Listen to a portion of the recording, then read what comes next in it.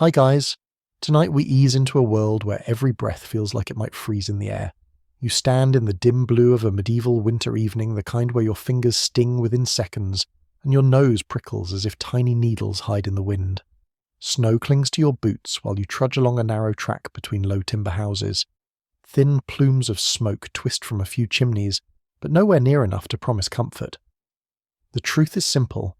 If you lived here, you probably will not survive this without learning every quiet trick villagers use just to stay warm enough to wake again. So before you get comfortable, take a moment to like the video and subscribe, but only if you genuinely enjoy what I do here. And tell me where you are watching from along with your local time. Now dim the lights. The cold presses on your shoulders like a heavy cloak while you step closer to the village centre. You hear muffled voices inside the cramped homes around you. Every sound feels dampened by the thick blanket of snow, as if winter has decided even noise should behave with discipline. A dog barks once sharp and lonely, then fades into silence. You smell wet wood, frozen mud, and the faint tang of smoke drifting from a few guarded hearths. It is not the romantic glow we often imagine. It is thin, strained fire coaxed from precious kindling that families must ration for the entire season. A mainstream historical fact lingers in your mind while you walk. Most medieval peasants spent the winter months inside houses, barely insulated from the elements. Walls made from timber frames filled with wattle and daub were a standard form of construction throughout much of Europe, and although practical, they trapped only a modest amount of heat. You place your hand on one such wall now. It feels like touching a chilled drum. The material is light and porous, and you sense the cold pushing straight through it without hesitation. As your eyes adjust to the fading light, you notice villagers moving about with a steady, almost resigned rhythm. They lift buckets, stack bundles of sticks, shake out damp cloth, and call to one another with a kind of weary determination. People know that if chores slip, even a little winter punishes immediately.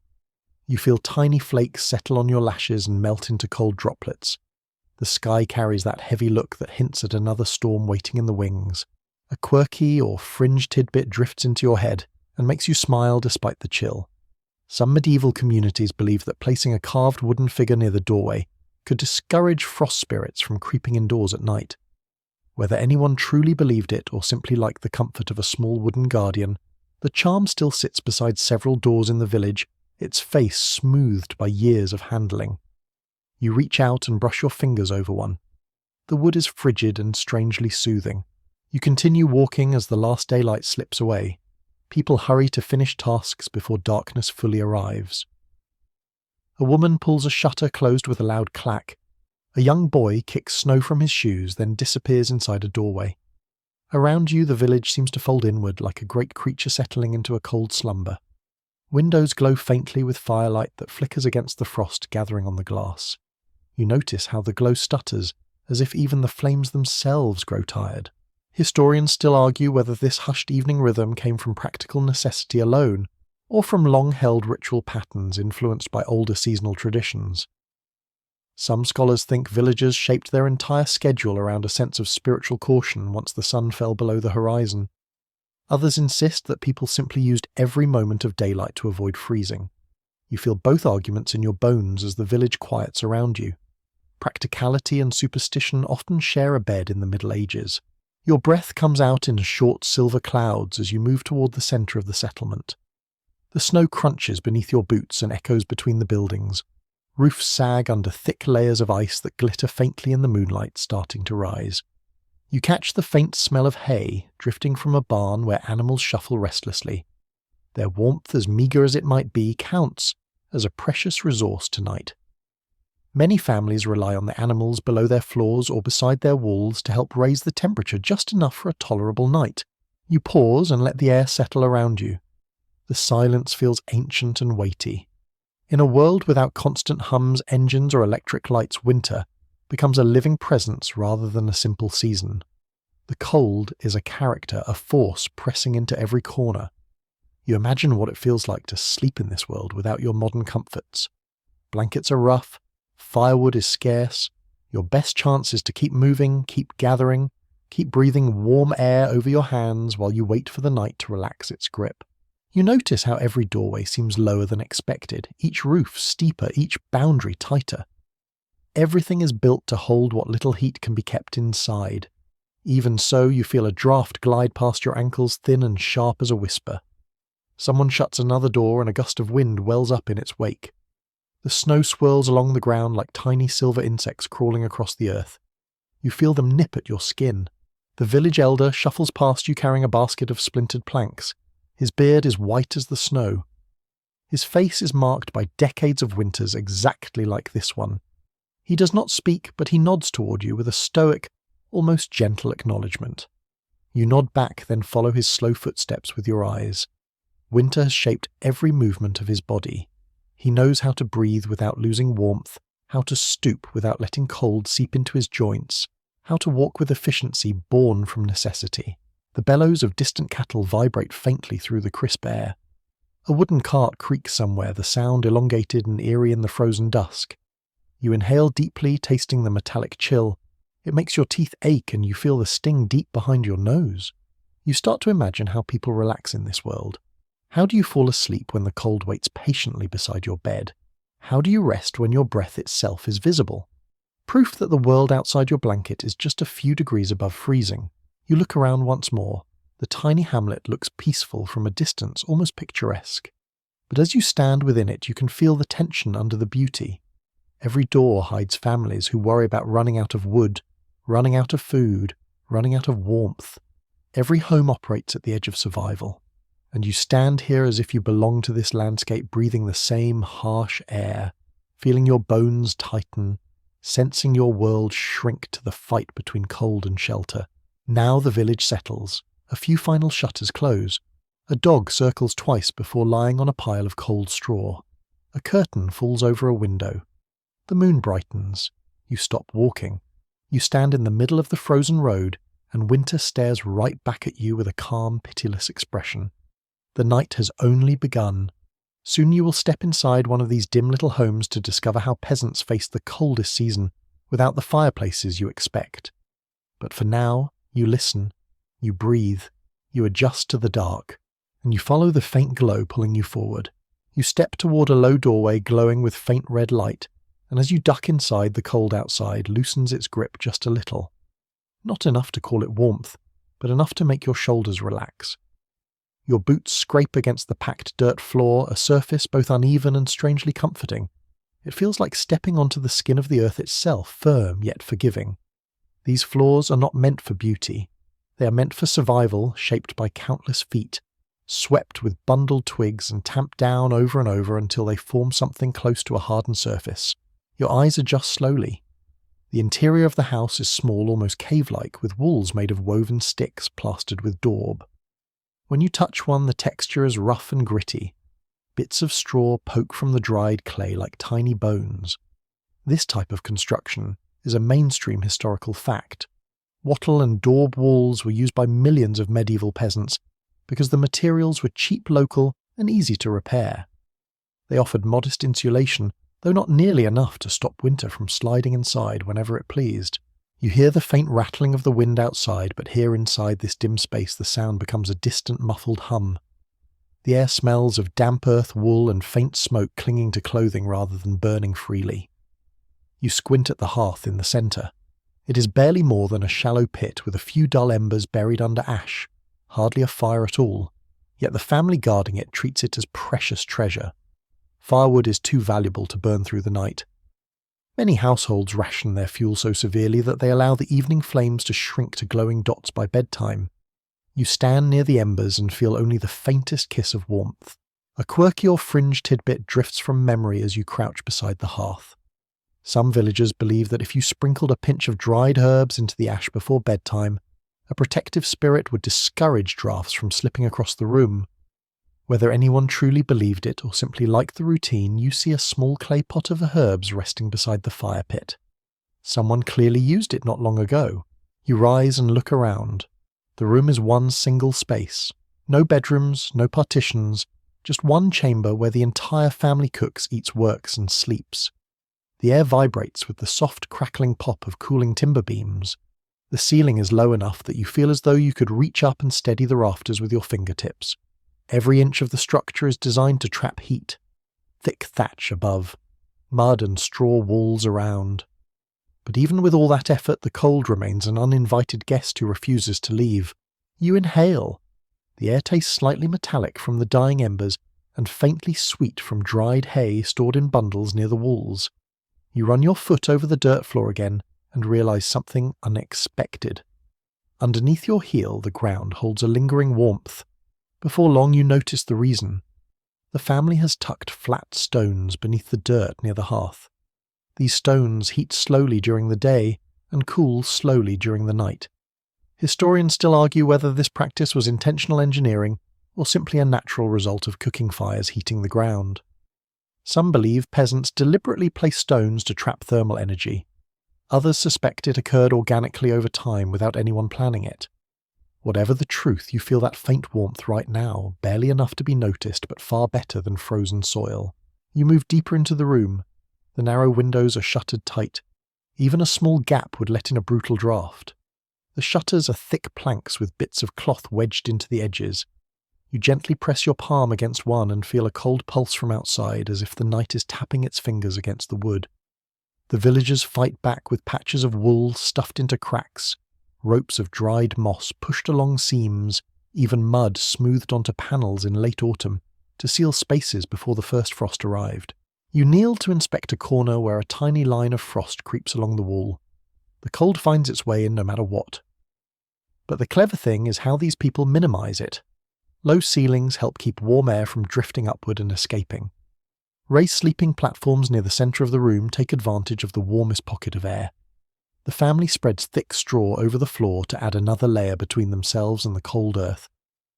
It is not luxury. It is urgency shaped into architecture. You sit on a low wooden stool worn smooth by years of use. Your fingertips trace shallow grooves in the wood where someone once carved marks or letters. They feel old, softened, and strangely intimate. You sense the quiet persistence of generations each winter, the same story repeated. Families layering blankets, patching walls, conserving embers, adjusting routines. Season after season, this house has stood here protecting its people as best it can. Breath fogs slightly in front of your face, even inside.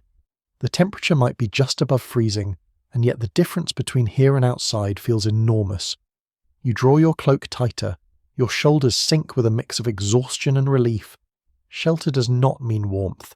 Shelter means the cold will kill you more slowly, giving you time to sleep if you are lucky. A woman across the room stirs a pot of thin broth, tapping the wooden spoon against the rim in a steady rhythm.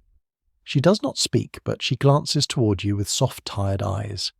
Her children nestle near her feet under a shared wool blanket. You feel the tug of that simple comfort, the pull of a warm body against yours, the reassurance of being enclosed in a space where people breathe together. Near the roof, you notice bundles of drying plants hanging like strange upside-down bouquets. Some are onions, some herbs, some simply weeds gathered to fill gaps under blankets.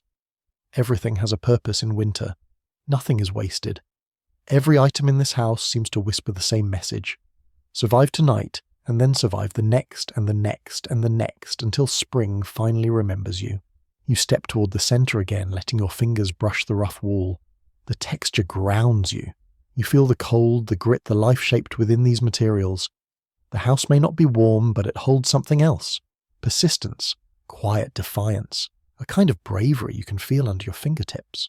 The embers crackle once more as if exhaling. A child shifts under a blanket. A shutter creaks in the wind. And you realize that this small circle of space is where the story of winter survival truly begins. You settle deeper into the dim room, letting the muted glow from the embers guide your steps. The air carries a quiet heaviness, the kind that makes every movement feel slower and softer. You watch the family preparing their sleeping area, and soon you understand a truth that does not need to be spoken.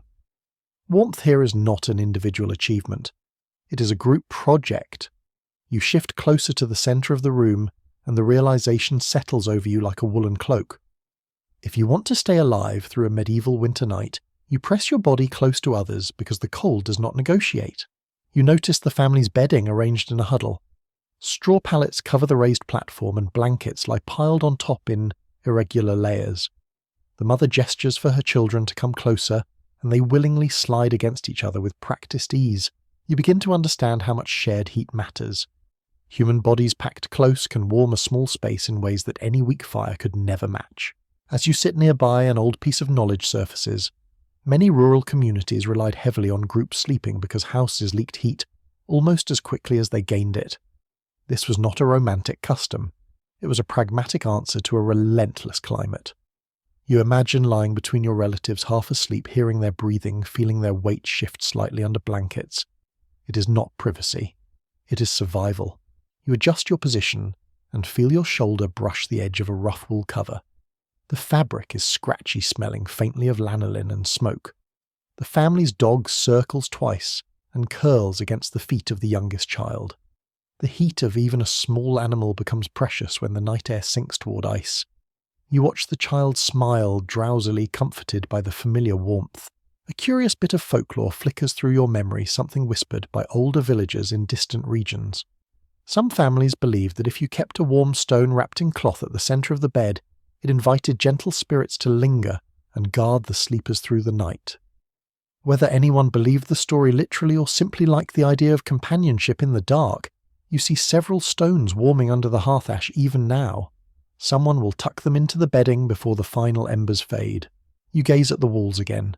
Thin cracks glimmer with faint frost. The cold seeps through silently. You pull your cloak tighter, mirroring the villagers' instinctive movements. They do not waste words telling each other to bundle up. Everyone already knows. Winter teaches without kindness. As you settle closer to the sleeping platform, you notice how the father positions himself at the side nearest the wall. His body will block the worst of the drafts and shield the others. Those who can endure the cold better take the edge positions. Those more vulnerable nestle inward. It is an unspoken arrangement refined through generations. A line of thought crosses your mind as you watch them settle. Some researchers debate how deliberate these sleeping formations really were. Did families follow a conscious pattern, or did these habits form naturally over time until no one thought about them anymore? The old manuscripts give only hints, and no two historians interpret them quite the same way. You quietly lean into the possibility that it was both instinctive and practical. Humans often create order without planning it. Your skin tingles lightly as a new gust of night wind brushes the outer wall. You hear it whistle softly against the shutters. The villagers hardly react. They are already cocooned in their nightly arrangement. The children fall asleep first, their breathing slow and rhythmic. The mother hums a quiet melody while smoothing the blanket over them. Her voice blends with the creaks of the house and the faint sounds of animals shifting below the floor. You watch the father tuck straw into a gap near the bedding, adjusting it with quick practiced gestures. Straw may scratch the skin, but it traps warmth surprisingly well. Its texture, dry and rustling, adds a faint sound to the room that feels almost comforting. You trail your fingers through a loose bundle, feeling how the stiff fibres shift and settle like tiny wooden threads. Then your gaze drifts to the ceiling. Blackened beams stretch overhead, coated with years of smoke. The surface looks polished in some places, glossy from the oils of countless fires. In the dim light, the beams seem to sag slightly inward, as if leaning protectively over the sleeping family. They creak with every shift of the wind, a natural lullaby built into the bones of the house. You begin to feel the weight of the room. It is not exhaustion. It is the deep grounding heaviness that comes from being surrounded by warmth that is earned rather than gifted. You feel your own breath grow slower as you sit beside the embers. Their glow pulses gently like the heartbeat of the house. You lean in slightly, letting your shoulder rest against a post warm from earlier cooking fires. The wood radiates a faint heat that feels almost tender. You close your eyes for a moment and imagine the countless winter nights families have endured in this very spot. Nights filled with fear, resilience, tiny joys, shared jokes whispered under blankets, and the steady knowledge that another long day of winter waits beyond dawn. Inside this single room, winter feels both smaller and larger. Smaller because humans face it together. Larger because it presses against the walls with such immense patience. You picture the snow outside piling higher, the wind sweeping across empty fields, the night sky thick with silent stars. And yet here, just a few feet from that cold world, a cluster of bodies keeps a spark of warmth alive. You sense movement beside you. The father shifts, settling into his place. The dog snores softly. The embers dim a little more. Night deepens, and the lesson becomes unmistakable. You cannot fight winter alone. You lean into another person, you breathe the same air, you share the same blanket. You become a small glowing knot of warmth that pushes back the night just enough. You look around once more, letting your eyes linger on each small detail. The wrapped stones, the straw-packed walls, the layered blankets, the soft breathing. All of it fits together like pieces of a quiet puzzle, and with each breath you become part of it too. This is how peasants survive their coldest nights. Close. Connected. Breathing warmth into the space between bodies, letting the collective heat turn a frozen world into a place where sleep can still settle over tired limbs. And as you sit there, you feel your own muscles loosen your own breath, slow your own body answering the invitation of the night. You shift your weight and let your gaze wander toward the sleeping platform. The family has nearly finished arranging their resting space, and you step closer, curious to feel the textures of their nightly world.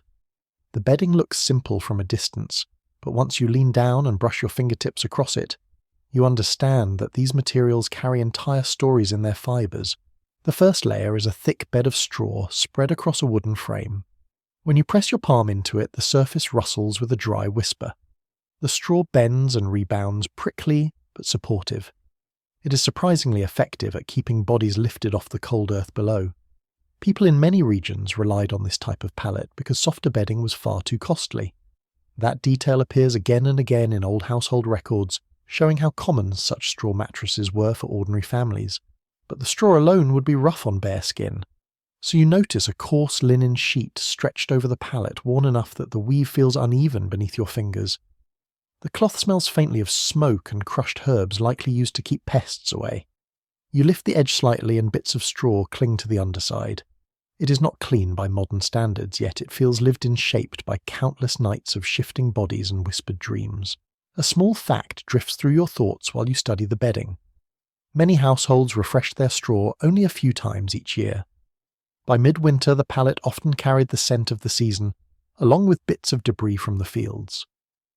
The idea of neat, crisp bedding is centuries away from this moment. Here practicality matters more than comfort, and the villagers accept a little itchiness in exchange for insulation.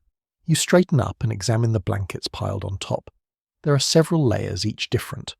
One is rough wool, thick enough to block wind if needed.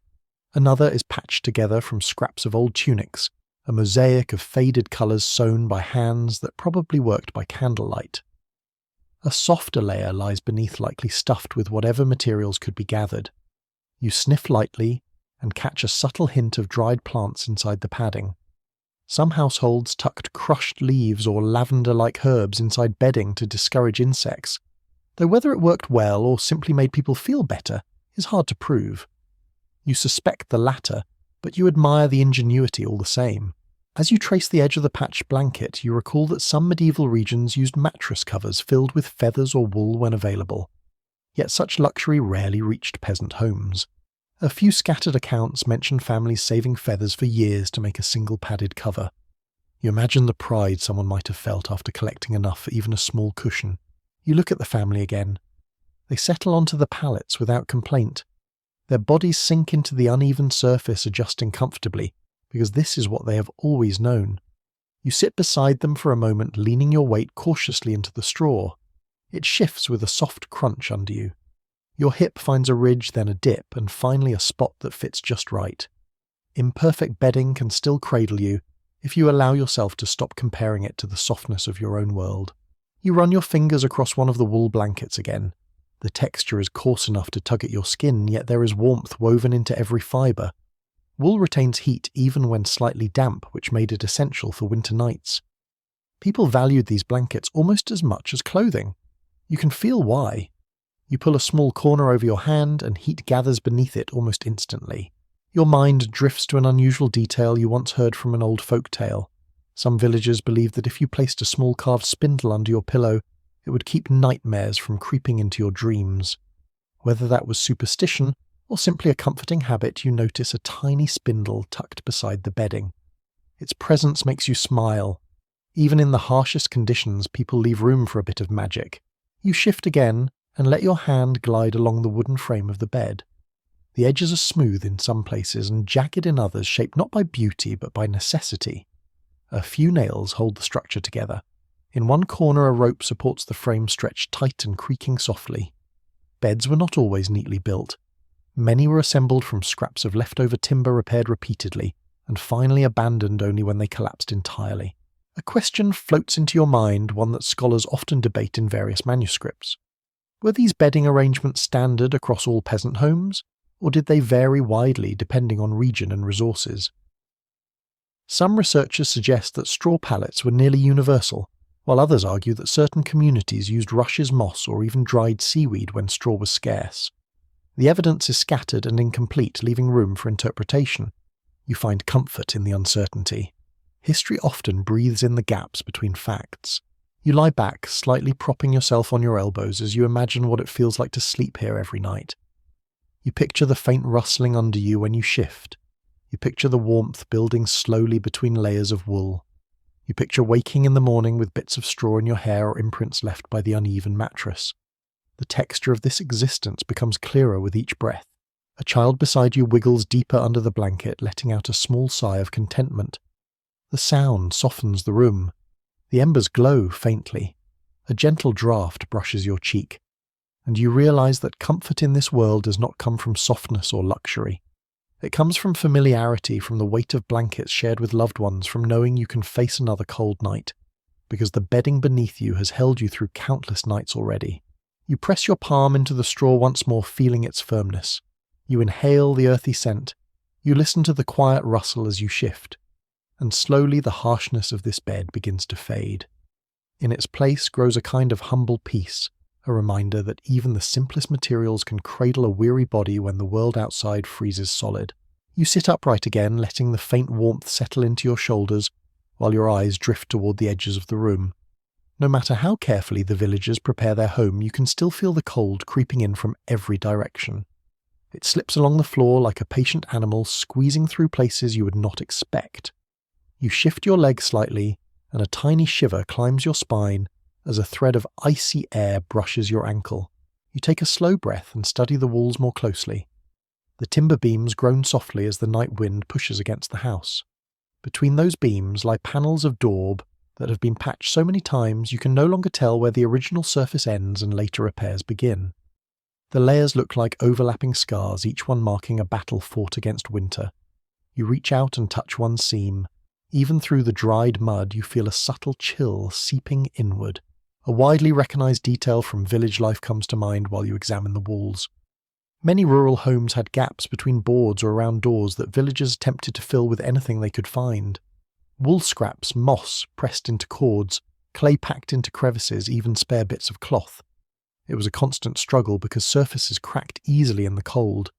Tonight you can see several fresh patches where the residents tried their best to block drafts, only hours before sunset. A gust rattles the shutters, making one of them bounce slightly against the frame. The sound is sharp, like knuckles tapping wood. You tilt your head and notice a faint sliver of moonlight cutting through a barely visible split. It is thin as a hair, but cold enough to send another small wave of air toward the floor. You crouch beside the window and feel the stream brushing your fingertips. Something amusing drifts into your memory, a small piece of winter wisdom whispered in some farming households long ago. People sometimes tucked clumps of chewed bread paste into cracks as an emergency seal. It hardened quickly and could be replaced daily. Not exactly elegant, but clever in its own messy way. As strange as it sounds, you would probably use it too if the cold kept slipping in while your children tried to sleep. You rise again and look upward. The ceiling beams carry dark streaks from years of smoke, but where the soot is uneven, you catch glimpses of frost forming near the edges. It looks like thin white lace creeping in from the outside world. If you place your hand near the roofline, you feel how the cold presses downward like a slow, silent tide. You imagine lying beneath these beams each night, listening to them contract and expand with every shift of temperature. A question forms in your mind, one that researchers continue to discuss when studying domestic architecture from this era. Did villagers intentionally design their homes with narrow doorways and low ceilings to combat drafts, or were those choices simply byproducts of limited resources and simple construction? The surviving buildings hint at both possibilities, leaving room for interpretation. You stand in the middle of the room and sense how these cramped proportions might actually help trap warmth, even if the builders never articulated the idea. Your attention drifts toward the door. Its planks are held together with wooden pegs, and the surface bears scratches from many winters of opening and closing with stiff fingers. A bit of cloth has been stuffed beneath it, attempting to block the space where the threshold meets the floor. When you slide your foot toward that spot, the air grows noticeably colder, almost as if the night is exhaling directly through the seam. You watch the cloth tremble slightly each time the wind howls outside. You step away and feel the more comfortable pocket of warmth near the hearth. The contrast is immediate. Even a few feet can mean the difference between tolerable chill and bone-deep cold. No wonder families clustered tightly around the fire earlier in the evening. Every draft feels like an invisible hand pressing against your skin, reminding you that the house cannot seal itself perfectly, no matter how carefully people prepare. A sleeping child shifts under the blankets, drawing the wool tighter around their shoulders. You notice the breeze ruffling a stray bit of straw near their feet. The draft follows the floor, curling around the room like a curious spirit. It does not move violently. Instead, it glides gently cold enough to make you blink and adjust your posture each time it brushes past. You tuck your legs closer to your body instinctively. You walk to the far side of the room where the floor meets the outer wall. Here the cold feels sharper. You squat down, breathe gently, and watch your breath drift sideways as if pushed by an unseen stream. You imagine how villagers grew skilled at noticing these tiny movements. They learned to predict where drafts would slip, which parts of the house cooled fastest, and how to arrange bedding so that children stayed in the warmest spots. Your thoughts wander to the tools lying nearby. A small basket of rags, a wooden mallet, bundles of collected moss. Everything arranged for quick repairs. Drafts were not just annoyances. They could be dangerous, especially during long nights when temperatures plunged without warning. People patched and repatched constantly, never assuming the house would hold on its own. The wind outside rises for a moment, moaning through the cracks like a lonely instrument. You feel it vibrate through the beams and travel into the core of the room. The family barely stirs. They know these sounds well. They have heard worse. Their calmness does not mean the cold is harmless, only that fear wastes energy they need to conserve. You take one more slow circle around the room, letting your hands skim the walls, the windows, the doorframe. Everywhere you touch holds a story of struggle against the season. You imagine generations of hands smoothing clay into gaps, pressing cloth into seams, adjusting shutters, battling the stubborn cold with whatever scraps they had on hand. And as you step back toward the centre of the room, you realise something important. A medieval night is not defined only by the biting air or the soft glow of embers. It is shaped by the constant conversation between humans and the drafts that test their skill. Every gap filled, every cloth stuffed, every patch added is another quiet triumph in a world determined to steal warmth. You sit down once more near the straw pallets. The cold prowls along the floor, curious but held at bay. Above you the beams settle with a soft groan. The drafts whisper at the edges of the room, searching for an open path, and you settle deeper into the moment, understanding how much effort it takes simply to sleep when winter presses its weight against the walls. You sit quietly for a moment, listening to the faint creaks of the house, until another sound rises gently beneath your feet. A soft shifting, a warm snort, the rustle of hay. It takes you a second to recognize it, but once you do, the reality settles in with steady clarity. The warmth in this home does not come only from people. It comes from the animals living directly below you. You move toward a trapdoor at the far end of the room. It is little more than two planks held together with pegs worn smooth by time and touch. When you lift it slightly, a pocket of warm, earthy air rises to meet you. The temperature shift is immediate. You inhale the scent of hay, animal musk, and damp wood, a blend strangely comforting after so much cold dryness. Many rural households built their living quarters above a barn-like space, letting the heat from animals drift upward. This arrangement was not rare at all. It was a practical design chosen by people who understood that every bit of body heat mattered. Cows, goats, and even pigs gave off warmth far more reliable than a weak hearth fire. You imagine the family upstairs quietly thanking the creatures below without ever saying the words out loud. You lean over the opening and peer into the dimness. Moonlight sneaks through slats in the outer wall, catching strands of hay that glow faintly like golden threads. You hear a cow shifting her weight, her heavy body settling deeper into straw. A goat chews, rhythmically unbothered by the lateness of the hour. Their movements send tiny vibrations up into the floorboards, making the whole room feel alive. A trace of old belief surfaces in your thoughts as you watch. Some villagers once said that sleeping above animals invited good fortune because the creatures guarded the household during winter nights. Whether anyone saw it literally or simply felt comfort in the presence of sturdy bodies beneath them, the idea lingers in stories passed down through generations. You smile a little, understanding how such a belief might have grown naturally from the relief of borrowed warmth. You ease the trapdoor closed and walk to the centre of the room again. The floor now feels warmer, especially near the middle where the boards are thinnest. You kneel and place your palm flat on the wood. Heat radiates upward, gentle but steady. It is a surprisingly effective layer of insulation, a living furnace shaped by instinct rather than engineering. A question that scholars sometimes raise floats into your thoughts. Did medieval families intentionally design these split-level homes from the beginning, or did the practice evolve gradually as people noticed the temperature difference? Surviving records do not always agree.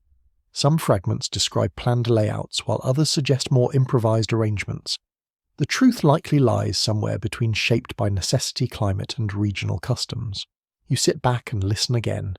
The rhythmic breathing of animals blends with the softer sounds of the sleeping family. The two worlds rely on each other. Animals depend on people for food and shelter. People depend on animals for warmth and survival. The boundary between barn and home has faded almost entirely in this shared winter space. You picture the daily routine. In the morning, the father climbs down, first checks each animal spreads fresh hay, and clears any mess before it becomes overwhelming. The heat rises steadily as the animals begin to move around, warming the house from below like a hidden hearth. By late afternoon, the space has absorbed enough warmth to push upward through the planks, keeping the room above survivable, even when storms rage outside. It is a cycle older than memory. Curiosity leads you to press your ear lightly against the floor. You hear the slow chew of a cud, the shift of a hoof scraping against hay, the unmistakable sigh of a resting creature settling in. These sounds become a nighttime lullaby for the family above. You imagine a child waking in the quiet dark, fear momentarily rising in their chest, only to hear a familiar grunt below that reassures them. They are not alone. Their home breathes with them. You stand again and glance around the room. The slight warmth drifting upward changes the entire feel of the space. The cold still waits along the walls and around the windows, but the centre of the room contains a softness, a buffer against the frozen world outside. The flooring creaks gently under your weight, responding like a living shell stretched between two realms. Your fingers trace a crack between the floorboards. Even through this tiny gap, a stronger hint of warmth escapes, rising like a thin exhale. You imagine how welcome that warmth feels on a night when the wind outside scrapes the walls with icy insistence. You picture the family lying above, packed together on their bedding, breathing slowly, the animal heat rising beneath them like an invisible blanket. You take another step and the air shifts subtly. The heat is not hot enough to make you comfortable, not by modern standards, but it creates a protective layer. It keeps the worst of winter at a distance. Without these animals beneath the floor, the home would likely drop to freezing inside every night. Instead, the family has created a relationship with their livestock that goes far beyond food and labour. You pause to appreciate how ingenious this system truly is. No machinery, no fuel source except hay and breathing. Yet it works beautifully shaped through centuries of observation and survival. You imagine the first person who realised how much difference a warm body made on a cold night, and how that simple understanding spread quietly from village to village. As the night deepens, the animal sounds grow slower and softer. Their warmth spreads upward, settling into the planks and walls. The family above sleeps peacefully, protected by creatures whose day will begin early with milking, feeding, and work. You feel the rhythm of the house as one living organism sustained by humans and animals intertwined. You take one last slow breath and let the warm air beneath your feet rise around you. The cold still prowls outside waiting. But inside this small home, the combined warmth of bodies, both human and animal, creates a sanctuary strong enough to carry everyone through the long winter night. You pull your cloak a little tighter as you shift your focus toward the family's clothing. The blankets help, the animal heat helps even more, but you quickly realize that what people wear through the night is just as important as anything else. In a world where fires die early and drafts slip in like thin knives, clothing becomes armor against the cold even while you sleep. You kneel beside a pile of garments folded near the bedding. The fabric looks heavy, almost stiff, but when you touch it, your fingers sink into a dense, woolly texture. The surface feels slightly oily from lanolin, that natural wax embedded in sheep's wool. It gives the cloth a faint, earthy smell and a protective quality that repels moisture. No wonder families rarely removed these layers during the coldest months. You imagine lying down at night, still wrapped in the very garments you worked in all day. You lift one shirt and hold it to the faint light. The fibres are uneven, some thicker than others, evidence of hand spinning that was done without any expectation of perfect uniformity. Yet that unevenness traps warmth beautifully. Across Europe, villagers relied on wool as their primary winter fabric, and surviving records from old inventories frequently mention heavy tunics, cloaks, and underlayers made from it. You feel the truth of that in your hands now. Next to the tunic lies a pair of hose patched in several places. The patches are mismatched in colour, stitched on with a confidence that values practicality far more than neatness. You run your fingers along one seam and feel the slight ridge where the fabric overlaps. You imagine someone sitting near the fire earlier in the season mending this piece for the 10th time, determined to make it last through one more winter. Your mind drifts to a small piece of folk practice whispered in rural communities long ago. Some people believed that wearing a scrap of unwashed wool around the chest at night protected the heart from cold spirits that wandered through midwinter air. Whether anyone took the idea seriously is unclear, but you do see a few little wool wraps lying near the bedding, just the right size to tuck under a shirt. You shift your gaze to the corner where the father left his outer cloak. The garment is heavy, thick, and far longer than anything you would comfortably sleep in. Yet many villagers slipped into bed wearing their cloaks, letting their own body heat build beneath the layered folds. You run your hand along the hem and feel tiny burrs clinging to the fibres. This cloak has travelled through fields, forests, and snow-gathering pieces of the landscape as it went. As you examine the clothing more closely, a question takes shape, one that researchers often debate when studying medieval textiles. Were these layers standardised from household to household, or did clothing styles vary significantly based on region, climate, and available resources? Some scholars believe cold weather forced patterns of dress to converge, while others point to archaeological finds showing surprising regional variety. The evidence does not settle neatly into one picture, leaving room for interpretation as you stand among these worn garments. You gently pick up a child's tunic that looks softer than the others. It is lined with brushed wool which feels almost plush compared to the coarse outer layers. Children always received any extra softness the household could spare. You imagine a mother smoothing this tunic over her sleeping child, hoping the warmth will hold through the night. Nearby, a basket holds mittens made from felted wool. The felt feels thick and solid in your grip, a dense fabric that blocks wind almost entirely. Felted items were treasured during midwinter because they trapped heat more effectively than woven cloth. You picture the family pulling these mittens over their hands even while sleeping, especially during the harshest nights when frost formed on the inside of windows. You turn toward the sleeping family again. Even now you can see that each person lies under the blanket, still fully dressed. Shirts tucked into hose sleeves pulled low cloaks draped loosely on top. Removing clothing during winter nights would be foolish. The temperature can drop sharply without warning, and a few minutes of exposed skin could mean hours of aching cold. You lean down and feel the fabric closest to you. The wool has softened from years of use shaped by the heat and sweat of countless nights. It holds the faint scent of smoke, sweat, and fields. This is the smell of survival woven into every thread. The mother turns slightly in her sleep, her cloak shifting enough for you to glimpse a thick cord belt tied around her waist. Such belts were often kept on even at night, partly to secure layers and partly to carry small pouches or tools that mattered too much to leave scattered. You imagine how comforting it might feel to sleep with everything essential still on your body. A small draft passes over your cheek, reminding you just how thin the barrier between warmth and winter truly is. Clothing becomes a wall, a barrier you build across your own skin. Without these layers, the cold would swallow you whole.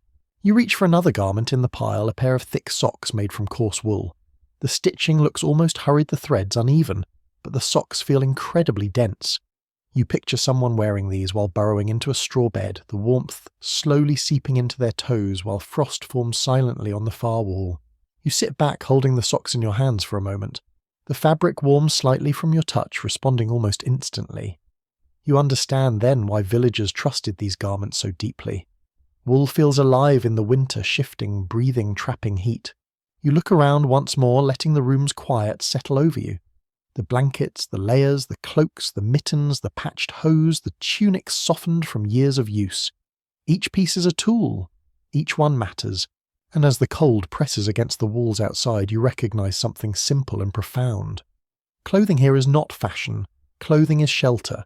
You rest your hand on the edge of the straw pallet and let your attention drift beyond the warmth gathered in this little cluster of bodies.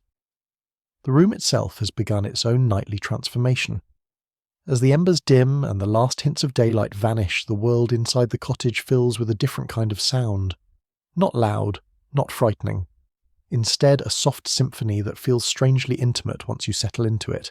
The first thing you notice is the wooden frame around you. Every beam carries a slow rhythmic creaking, the natural voice of timber, shrinking slightly as the cold deepens outside. It sounds almost like whispering breaths, tiny groans that rise and fall in no particular pattern. You tilt your head and listen more carefully. Each board has its own tone, its own way of answering the night. In homes across medieval Europe, this nightly chorus of wood on wood was something everyone knew well, often mentioned in old descriptions of rural houses built from green timber that continued to shift long after construction. Your eyes drift toward the shuttered window.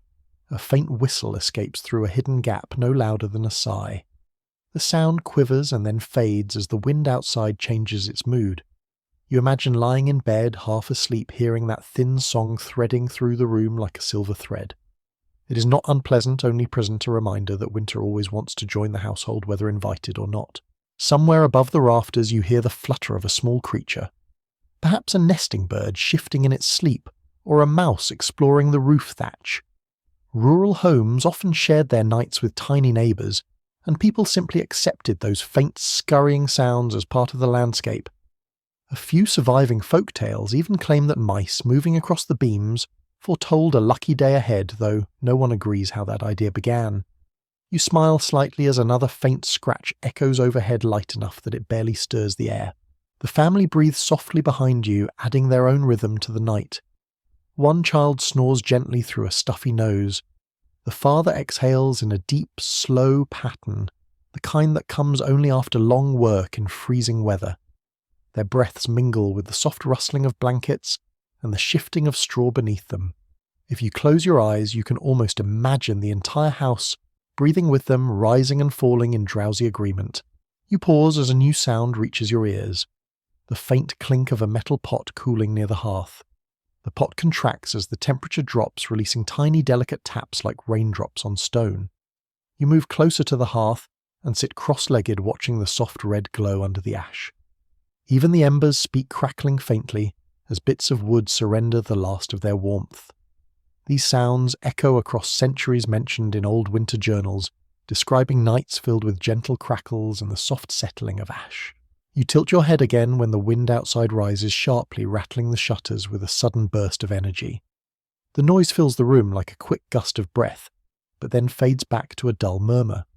Scholars sometimes discuss how much these nightly wind sounds shaped medieval sleep patterns, especially during storms. Some argue that people grew accustomed to the constant presence of wind and slept through it easily, while others believe the noise kept families half awake, always aware of the weather's mood. As you listen now, you can imagine both possibilities. A quiet moment follows so still you can hear your own heartbeat. Then unexpectedly the floor trembles with a soft thump from the animals below. A cow settling deeper into straw, a goat adjusting its position.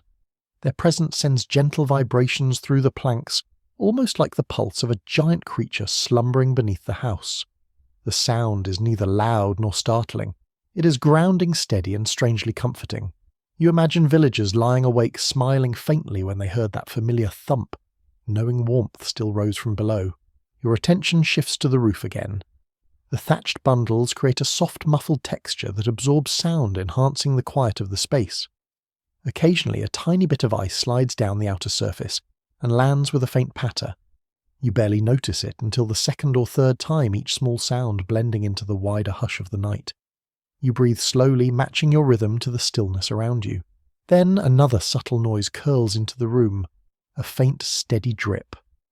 Meltwater from earlier snowfall slipping down one beam, finding a tiny flaw in the thatch, and tapping onto a clay pot placed beneath it. The sound is delicate, like fingertips tapping cloth. Many families kept pots near potential leak spots, knowing winter often tested even the best repairs. You touch the pot rim and feel a thin line of cold moisture just beginning to form.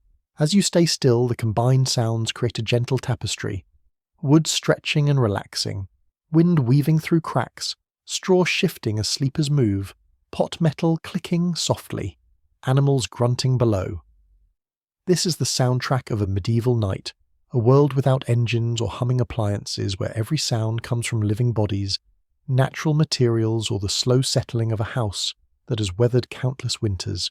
You breathe deeply again, letting these sounds wash over you. Instead of overwhelming noise, you find layers of calm. The room feels alive, each sound a reminder that life continues, even when the world outside freezes silent. You picture lying here until sleep pulls you under, passing through the darkness with the soft chorus guiding your thoughts. In this dim cottage, the night is never truly silent. It is gentle, patient, filled with the quiet hum of survival. And as you listen, you begin to feel your own eyelids grow heavier, lulled by the simple music of beams, windstraw breath, and warm bodies keeping each other safe through the longest hours of winter. You shift your weight and glance once more at the fading embers, then at the tightly shuttered window. A thought flickers through your mind with sharp clarity. This quiet little cottage is lucky to have even a handful of glowing coals left. Many homes in the poorest regions spent winter nights with no fire at all. You feel the truth of that settle into your bones as you imagine the world beyond this room, where darkness presses against families who cannot afford even a few scraps of wood to keep the cold at bay. You make your way toward the hearth and crouch beside it. The ashes glow faintly, barely warm. You push your hand close enough to feel the heat, though even calling it heat feels generous. It is more like a memory of warmth rather than the thing itself. The family here stretches their fuel carefully, letting the fire burn bright only during cooking hours and early evening chores. Once night falls, the flame fades because there is simply not enough wood to spare. You picture another cottage down the road owned by a family who could not gather enough firewood before the first snow. Perhaps the forest belongs to a landlord who restricts access. Perhaps the rulers of a region forbid peasants from cutting trees in certain woods, keeping resources for their own estates. Documentation from various feudal territories shows how often access to firewood was rationed, taxed, or tightly controlled. You imagine living in such a place where stepping into the forest with an axe could lead to fines or worse. A detail surfaces as you let your fingers sift through the ash. People found creative ways to maintain a sense of heat when they lacked wood. Some homes used dried peat or bundled sticks collected illegally at night. Others burned brushwood so thin and brittle it produced more smoke than flame. And many simply let the fire die early, choosing to save even a tiny bit of fuel for the next morning's cooking. You imagine waking to a cold so sharp it cuts the breath out of your chest, knowing the only way to warm the house again is to coax a spark from the meagre embers saved under ash. Near the hearth sits a small clay container with a lid shaped like a squat little dome. When you lift it, you see faint traces of charred coals tucked inside. This is a small survival tool used in some regions to preserve embers overnight. A few glowing coals could be kept alive for hours when smothered under ash. In the morning, the family would blow gently on the embers, feeding them with dry twigs, until a weak flame stirred back to life. Without this method, lighting a new fire from scratch could take valuable time and resources. Your attention drifts to the far corner of the room where the shadows pool thick and deep. You imagine a night without even this slight warmth. The air would bite into your fingertips and cling to your lungs, making each breath feel as if it carried tiny shards of ice. You try to picture lying on the straw pallet in absolute darkness, while the cold settles into every joint. You would hear the same wooden creaks, the same animal sounds below the same sigh of the winter wind. But without a single ember warming the air, those sounds would feel sharper, more intrusive, as if the night itself were testing your endurance. A thought comes to you that scholars sometimes debate when examining life in rural settlements. How often did families choose to let the fire die entirely, not out of superstition or routine, but out of sheer necessity? Some historians believe that in the harshest areas it was common for households to pass many nights without any fire at all, once winter reached its deepest point. Others argue that families always saved some ember no matter how faint, because the psychological comfort of even a tiny spark mattered as much as the heat. After standing in this room, you find yourself leaning toward the second idea. Even the smallest glow seems to change the atmosphere in a way that nothing else can. You wander toward the door and touch its rough surface. Without a fire burning, the wood would be as cold as stone. You feel the chill radiating through it even now. The draft slips under the door again, brushing your ankles. You imagine how the cold would take over the room if the embers behind you suddenly dimmed into absolute black. The floor would stiffen, the air would grow heavy and still. Even your breath might feel too cold to inhale comfortably. You step back toward the hearth and take a long breath. The faint warmth clings to your face for a moment before dissolving. You can almost feel what it must have been like for families to cluster around each other when the fire went out. They would wrap themselves in every layer they owned. They would bury their hands into straw. They would press their feet against warm stones heated earlier in the evening. They would gather children in their arms, whispering soothing words that fogged the cold air between them. You sit on the floor and let your fingers sift through the ash again. Tiny grains cling to your skin, cool and powdery. Beneath them, one ember glows like a sleeping eye. You blow gently on it. The ember brightens for a moment, then fades back to its dim orange hue. You feel an odd sense of connection to all the hands that performed this tiny rescue throughout history. Simple actions often carried the difference between warmth and bitter cold. A quiet rustle draws your attention. One of the children stirs under the blanket, adjusting their position. They are warm enough for now, but you imagine how quickly that could change. Without a flame to breathe life into the air, the house grows colder by the hour. The stones in the floor gradually lose their stored heat. The walls release whatever warmth they absorbed. The animals below shift less often as they begin to sleep deeply, sending fewer pulses of warmth upward. You rise slowly, moving to the centre of the room to study how the cold behaves. It moves like a tide. It begins at the edges, slipping along the walls, curling around the windows, creeping beneath the door. Then it spreads through the floorboards, quiet but determined. Finally it reaches the beds, brushing fingers of cold over blankets and faces. A family without fire feels this approach long before dawn arrives. Yet even in the coldest homes, people found ways to endure. They placed heated stones near their feet. They slept with dogs curled beside them. They wrapped heads and hands in whatever fabric they had. Some families even breathed into their blankets to create pockets of warm air, letting the heat gather under the cloth. You move closer to the hearth once more, letting the embers' faint glow light your fingertips. The truth settles gently into your mind. For those who lived in the poorest cottages, survival meant learning how to live in darkness without fear. They slept beside shadows beneath blankets that smelled of earth and smoke, trusting their own breath, and the bodies around them to supply whatever warmth the night refused to give. You sit in the quiet for another long moment, listening to the tiny crackle of the ember beneath the ash. It flickers like a heartbeat in the dark, and you feel the weight of what it meant to survive without a fire when winter pressed hardest against the world. You let the room settle around you for a moment, the ember's faint glow softening your vision, until everything looks like it floats in a gentle haze. Then you turn your attention to something subtle, but unmistakably important. Before a medieval family lay down for the night, they performed small rituals that shaped the atmosphere of the room. Not formal ceremonies, not grand gestures, but quiet habits carved from experience. You step toward the hearth again, noticing how the family prepared every corner of their small world before sinking into sleep. You glance at the pot of broth cooling by the wall. The mother ladled the last warm spoonfuls into the children earlier, and the remnants now sit under a cloth ready to become tomorrow's breakfast. Evening meals were often thin and modest, but even the slightest warmth lingering in the stomach could help blunt the cold pressing at the door. Simple food carried its own kind of comfort, a calm foundation for long winter hours. Near the door you see the broom made from stiff twigs propped against the frame. Just before lying down, someone swept the floor in a few practiced strokes, pushing debris toward a small pile near the wall. Many households believed that sleeping in an untidy room attracted pests and illness.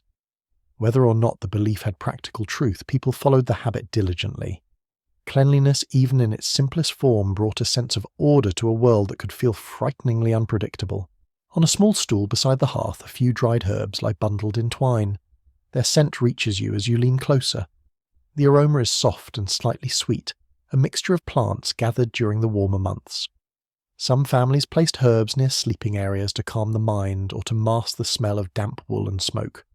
You imagine a mother gently brushing these herbs across a blanket before laying it over her children, hoping the fragrance would make sleep come more easily. A simple fact slips into your awareness as you examine the bundles. In many communities, people used herbs not for luxury but for their believed medicinal or protective qualities. Texts from rural healers mention winter evening mixtures intended to ease breathing, soothe nerves, or chase away lingering aches from long days of work. You sniff the bundle again. Perhaps this one holds mint or sage plants valued for their calming effects. You step toward a wooden basin sitting near the wall. The basin holds a little water dark and still in the dim light. Before sleep, families often wash their hands and faces lightly, not for cleanliness alone, but to remove the dust and smoke collected throughout the day. The cold water stings as you dip your fingers into it. You imagine villagers performing this simple wash quickly, their breath fogging in the cold air before drying their hands on rough cloth. Your attention shifts to another object, a short wooden stick with a charred end. You pick it up and realize it is used to rake through the ashes. Many families stirred the hearth before bed, arranging the remaining embers so they would last longer. You gently push it into the ashes, feeling the soft crunch as the tool glides beneath the surface. This small act kept the fire alive just enough to spark again in the morning. A flicker of memory brings you a curious bit of custom. Some households believed that if the last ember died before sunrise, it invited ill fortune. People took great care to cover the ember well, sometimes whispering a short wish or breath of thanks before placing ash over it. Whether this carried mystical meaning or simple caution hardly mattered. It turned a necessary task into a tender moment of connection with the home itself. You rise and wander toward the bedding again. The mother gently adjusted the blankets earlier, making sure they lay smoothly. She placed the children in the centre of the sleeping area nearest the warmth. You picture her doing the same every night, her hands arranging those little details without thought, guided by a lifetime of winter routines. As you watch the quiet room, a question forms in your mind, one that researchers often discuss when studying domestic writings. Did these nightly patterns carry symbolic meaning, or were they purely practical? Some argue that these habits formed an informal ritual structure offering psychological comfort as darkness pressed in. Others believe the routines were simply efficient ways to manage a difficult environment. Standing here now, you sense that both explanations might be true. Ritual often grows from necessity. You let your gaze wander to the door one last time. The father tucked a cloth into the gap at the bottom just before lying down. He pressed it with his foot, checking that no icy draft could slip through. That single action feels like a quiet declaration. The house is ready. The family can rest. You move back toward the hearth and sit cross-legged. The ember glows, faintly pulsing like a slow heartbeat. The sounds of sleep begin to fill the room. A child breathes softly. Someone shifts under a blanket. The animals below stir and settle again. Each sound blends with the rituals performed just moments earlier, and as you sit in the dimness you begin to sense the deeper purpose behind all these small tasks. When the winter night stretches impossibly long and cold, stability becomes warmth. Repetition becomes protection. Familiar gestures hold the darkness at bay. You breathe slowly, letting the soft scent of herbs, the faint glow of embers, and the memory of the evening's quiet movements wrap around you like an invisible blanket. These humble rituals, performed day after day, turn a harsh world into one where sleep can find you without fear.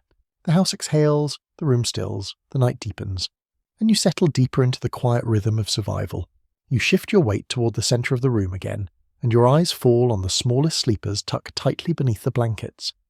The children lie bundled so closely together that at first glance they look like a single curled shape, a little nest of limbs and wool and quiet breath. You step closer, noticing how instinctively they gravitated toward each other as the night deepened. In a world where heat is precious, children become experts at borrowing every bit available. You crouch beside the pallet and study the way their bodies line up. One lies on their side knees pulled to the chest. Another presses their forehead into the first child's shoulder. A younger one curls their feet underneath the others, tucked so deeply into the layered blankets that only the top of their hair peeks out. You inhale gently. The warmth radiating from their small nest spreads through the air like a soft glow, subtle but unmistakable. A piece of well-documented rural life floats back to you as you watch them. Households often place children at the very centre of the sleeping arrangement, because their smaller bodies lost heat faster. Keeping them surrounded on all sides offered insulation that straw and blankets alone could never match. It is a simple choice, but one mentioned repeatedly in old descriptions of large communal beds found in many regions. You lean in a little closer and notice one child clutching a small wool scrap in their hand. The scrap looks like it once came from a much larger cloth, but now it is worn down to a soft twist of threads. Items like this often functioned as comfort objects held through long winter nights when darkness felt too big. You imagine little fingers gripping it while storms howled outside, anchoring themselves to something familiar and warm. Near the children's heads lies a tiny cloth pouch. When you lift it gently, a faint scent of dried flowers drifts upward. Perhaps someone placed bits of summer herbs inside months before. Villagers sometimes believed that placing fragrant herbs near sleeping children helped soothe nightmares or chase away cold season spirits that were said to wander through homes during the deepest nights. Whether or not anyone truly feared such spirits, the pouch adds a small layer of reassurance, a psychological warmth glowing alongside the physical one. One child shifts slightly, letting out a tiny murmur, half dream and half instinct. As they settle again, their foot brushes the wool of another blanket. You notice that the blankets near the children are slightly thicker, with patches that clearly came from better quality cloth. Parents often saved the softest pieces for the younger sleepers, even if the adults themselves had to make do with scratchy layers. A small act of tenderness in a season that demands toughness. You sit beside the bed and rest your palm lightly against a blanket corner. The surface feels alive with warmth, as if the children generate enough heat to push back the cold by sheer determination. You can almost feel the straw shifting softly beneath the layers each time one child breathes deeply, or wiggles into a more comfortable position. Your thoughts drift toward a question researchers often ponder when reading old household accounts. How did families decide who slept where when space was so limited? Some argue that positions were arranged strictly by age and vulnerability. Others think such decisions flowed naturally, changing from night to night depending on who felt unwell, who needed comfort, or who finished chores first. The surviving evidence is quiet on specifics, leaving room for the imagination to fill in the gaps. Watching the scene now, you sense the choices happen without discussion, shaped by instinct and affection, rather than rules. You glance toward the mother who sleeps only a short distance from the children. Her hand rests near the edge of their blankets, close enough to touch them if needed. Even in sleep, her posture leans toward them slightly, as if she senses when one stirs or shifts. You imagine her waking instantly if a child cried out in the dark. In a world without heated rooms or bright lamps, keeping children warm and safe was an unending task, part instinct, part vigilance. A small sound rises from beneath the blankets. One child hiccups softly in their sleep, then curls tighter against their sibling. You imagine how many nights throughout history, echoed with similar tiny noises, the soft whimper of a dream, the rustling of straw, the creak of a wooden board beneath a shifting knee. These sounds belong to a cold world, but also to a tender one. You adjust your position and scan the room. The warmth near the children contrasts sharply with the chill lingering near the walls. You can almost see where the cold sits, pooling in the corners, like a quiet shadow waiting for an opportunity to drift closer. But the children's nest holds it at bay, forming its own protective circle. You stretch your hand toward the nearest sleeping child and stop just before touching the blanket. You can feel the warmth radiating upward. It reminds you of small animals in burrows gathering together to survive the longest nights. You picture medieval illustrations that show families sleeping in close huddles and realize those images were not symbolic. They simply reflected reality, as you watch little details begin to emerge. One child's hair curls faintly with moisture from warm breath tucked under the blanket.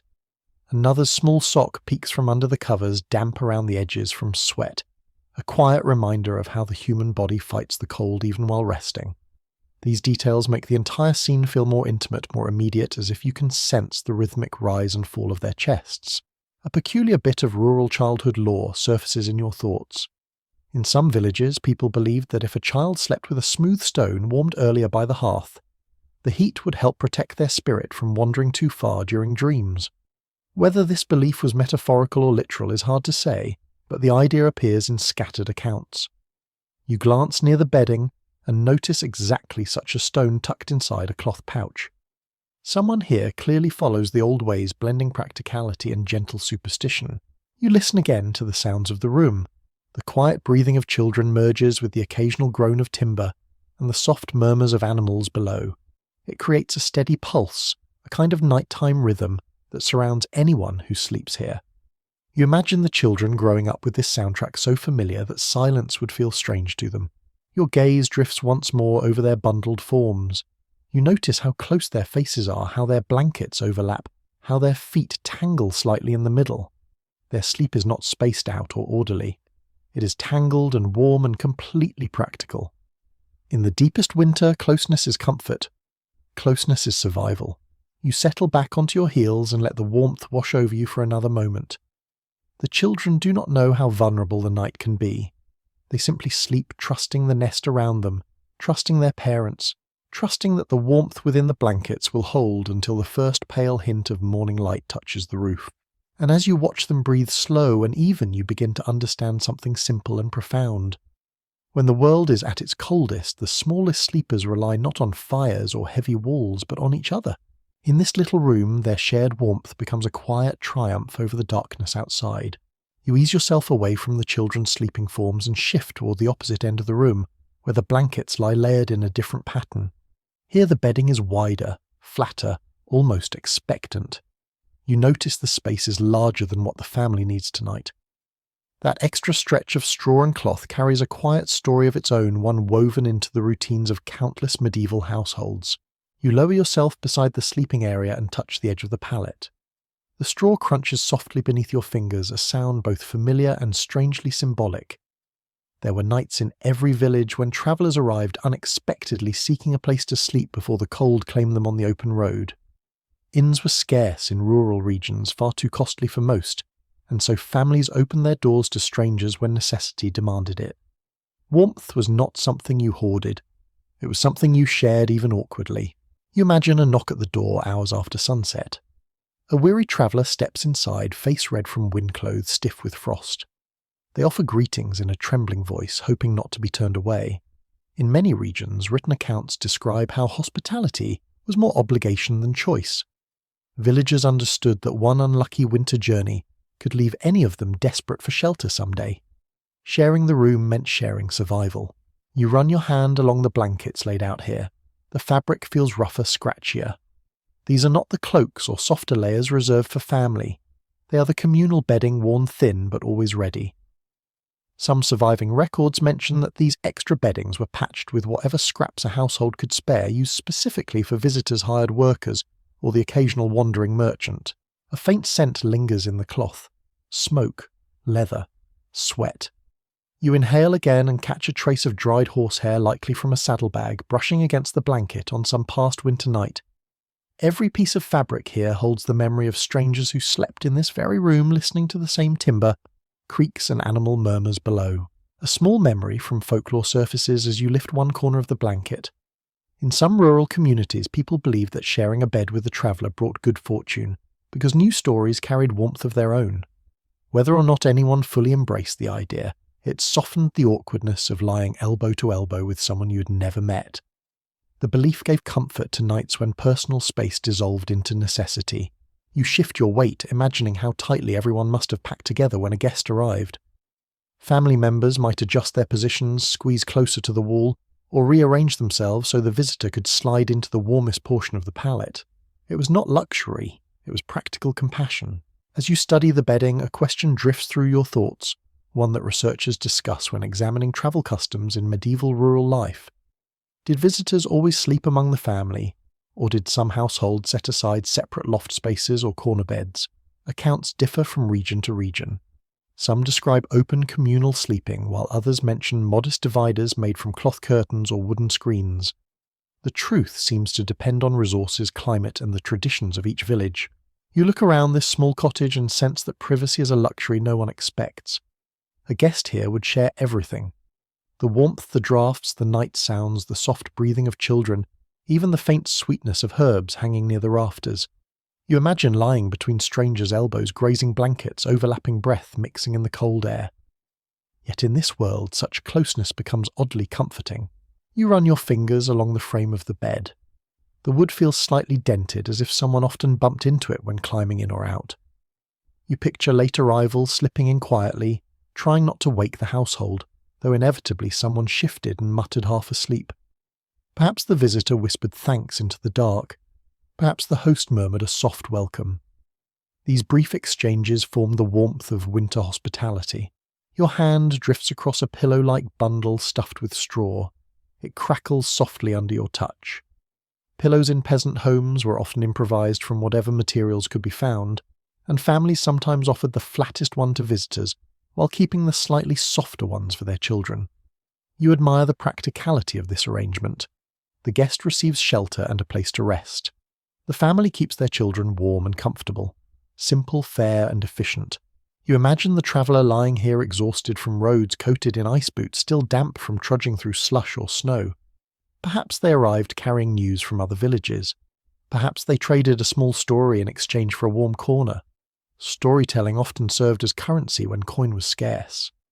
You picture a voice in the darkness describing far-off markets or distant storms, while the family listened drowsily. You sit back and glance around the room. Even now the extra bedding feels like an invitation, a silent promise that any soul caught in the cold could find a little warmth here.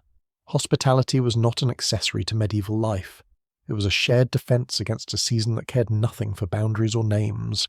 Below your feet a goat shifts in its sleep. The vibration travels through the boards and into the pallet beside you. A sleeping visitor might have felt that and smiled, faintly grateful to lie above warm bodies instead of beside a frozen road. You drag your hand slowly over the weave of the blanket again. It holds faint traces of many nights like that, each one layered into the fabric. The patches sewn in different colours, the uneven stitches, the stretched corners that bear the marks of hurried hands pulling it into place. These pieces tell the story of countless winter evenings when warmth was shared because it had to be. As you remain still, a quiet truth settles gently onto your shoulders. When the cold was unforgiving, sleeping arrangements became flexible, expanding and contracting like breath. A family might go to sleep expecting a peaceful night, only to find themselves sharing blankets with someone unexpected. And yet, instead of resentment, this closeness often sparked small exchanges of gratitude or humour, bridging lives that would otherwise remain separate. You lower your palm to the straw once more. It feels firm, slightly uneven, but welcoming in its own humble way. You imagine lying here beside a stranger, the night stretching long and cold, and realizing that warmth can come from unexpected companionship. In a world where winter presses hard against the walls, people learn that comfort sometimes arrives in the form of shared space, shared breath, and shared survival. In this little room, where every corner holds a story, even a stranger becomes part of the nightly rhythm woven into the fragile warmth that keeps the darkness outside where it belongs. You rise from the pallet and let your gaze wander toward the shuttered window again. A faint silver glow seeps through the edges, and you sense that dawn is creeping closer. But in a medieval winter, dawn does not arrive with warmth or colour. It arrives with a quiet chill that settles over everything like a second skin. You take a slow step toward the door, and the cold brushes your face with a gentle but unmistakable sharpness. You pause. The room has grown noticeably cooler, even though the family sleeps only a few feet away. The ember under the ash has dimmed to a tiny red dot no brighter than the eye of a resting animal. You crouch beside it and feel barely any heat at all. This is the moment when many households woke each morning, breath-fogging fingers, stiff skin, tingling as if the cold itself were pulling them gently from sleep. You lean closer and notice frost gathering along the edge of the hearth. The thin crystals sparkle faintly delicate patterns formed in the hours when darkness held the world most firmly. You blow softly on one, watching it melt into a tiny bead of water. The sensation reminds you of something noted in old winter records.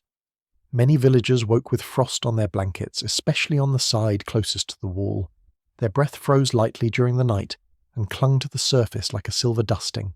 You rise slowly and step toward the window. When you place your palm near the shutter, the cold strikes with immediate intensity, as if a fist of icy air waits on the other side. You pull your hand back and exhale softly. The air inside is still biting, but the space nearest the window feels like a doorway to another world entirely. A curious household tale surfaces as you stand there. Some families believe that frost creeping into the house during the early hours was a sign that winter giants walked outside. Their footprints, they said, pressed the cold deeper into the earth. Whether anyone took the idea seriously or simply enjoyed telling it to children, the image rises easily as you look at the shimmering frost. You glance back toward the sleeping family. Their breaths lift the blankets gently, a steady wave rising and falling. As the room cools, their bodies curl tighter. The mother shifts slightly, pulling the covers higher to shield the children from the creeping cold. You can almost hear the rustling of wool and straw adjusting under their weight. A question often discussed by researchers nudges your thoughts. How did families tolerate such freezing mornings without falling ill constantly? Some scholars suggest that daily exposure hardened them against sudden chills. Others argue that sickness was far more common than records indicate, hidden behind sparse documentation. The truth likely lies somewhere in between. Standing here now, feeling the cold reach into your sleeves, you understand how resilient people had to be simply to face the morning. You step closer to the door. A thread of cold air slips beneath it, flowing silently across the floor like a thin stream. You crouch and watch as a few strands of straw tremble. The movement almost feels alive, a reminder that winter never sleeps. You trace your fingers along the floor and feel how the cold clings to low places, first gathering there before rising toward the bedding. You straighten and inhale deeply. The air tastes crisp, almost metallic, the way winter mornings always taste before any cooking fire brightens the world. You imagine waking in this chill, pulling yourself from the blankets while your joints creak like the beams overhead. You picture stepping into the same cold that filled the room during the night, only now it feels sharper, because you're no longer wrapped in shared warmth. Your attention drifts to the ceiling beams. A faint haze of frost clings where the wood meets the roof. It looks like a thin string of stars scattered in the dim light. You reach up and touch one beam. The wood feels cold enough to numb your fingertips almost instantly. You pull your hand back and flex your fingers, warming them slightly with your breath. Beneath you, the animals stir more frequently now. A soft grunt rises from the lower level, followed by the shuffling of hooves against hay. The warmth from below feels weaker, as if the animals are still half asleep and have not yet begun their morning movements that warm the boards. Their slow stirring adds a quiet rhythm to the room, a sign that dawn approaches even before the light fully reveals itself. You walk to the sleeping platform again, watching how the blankets rise slowly with every breath. You lean down and lift a small corner of cloth. The space beneath feels warmer than the rest of the room, a tiny sanctuary tucked into the cold. But the chill still nibbles at the edges, creeping inward inch by inch as the hours pass. You picture the family waking soon. Their first breath would form a small cloud. Their first words would fall into cold air.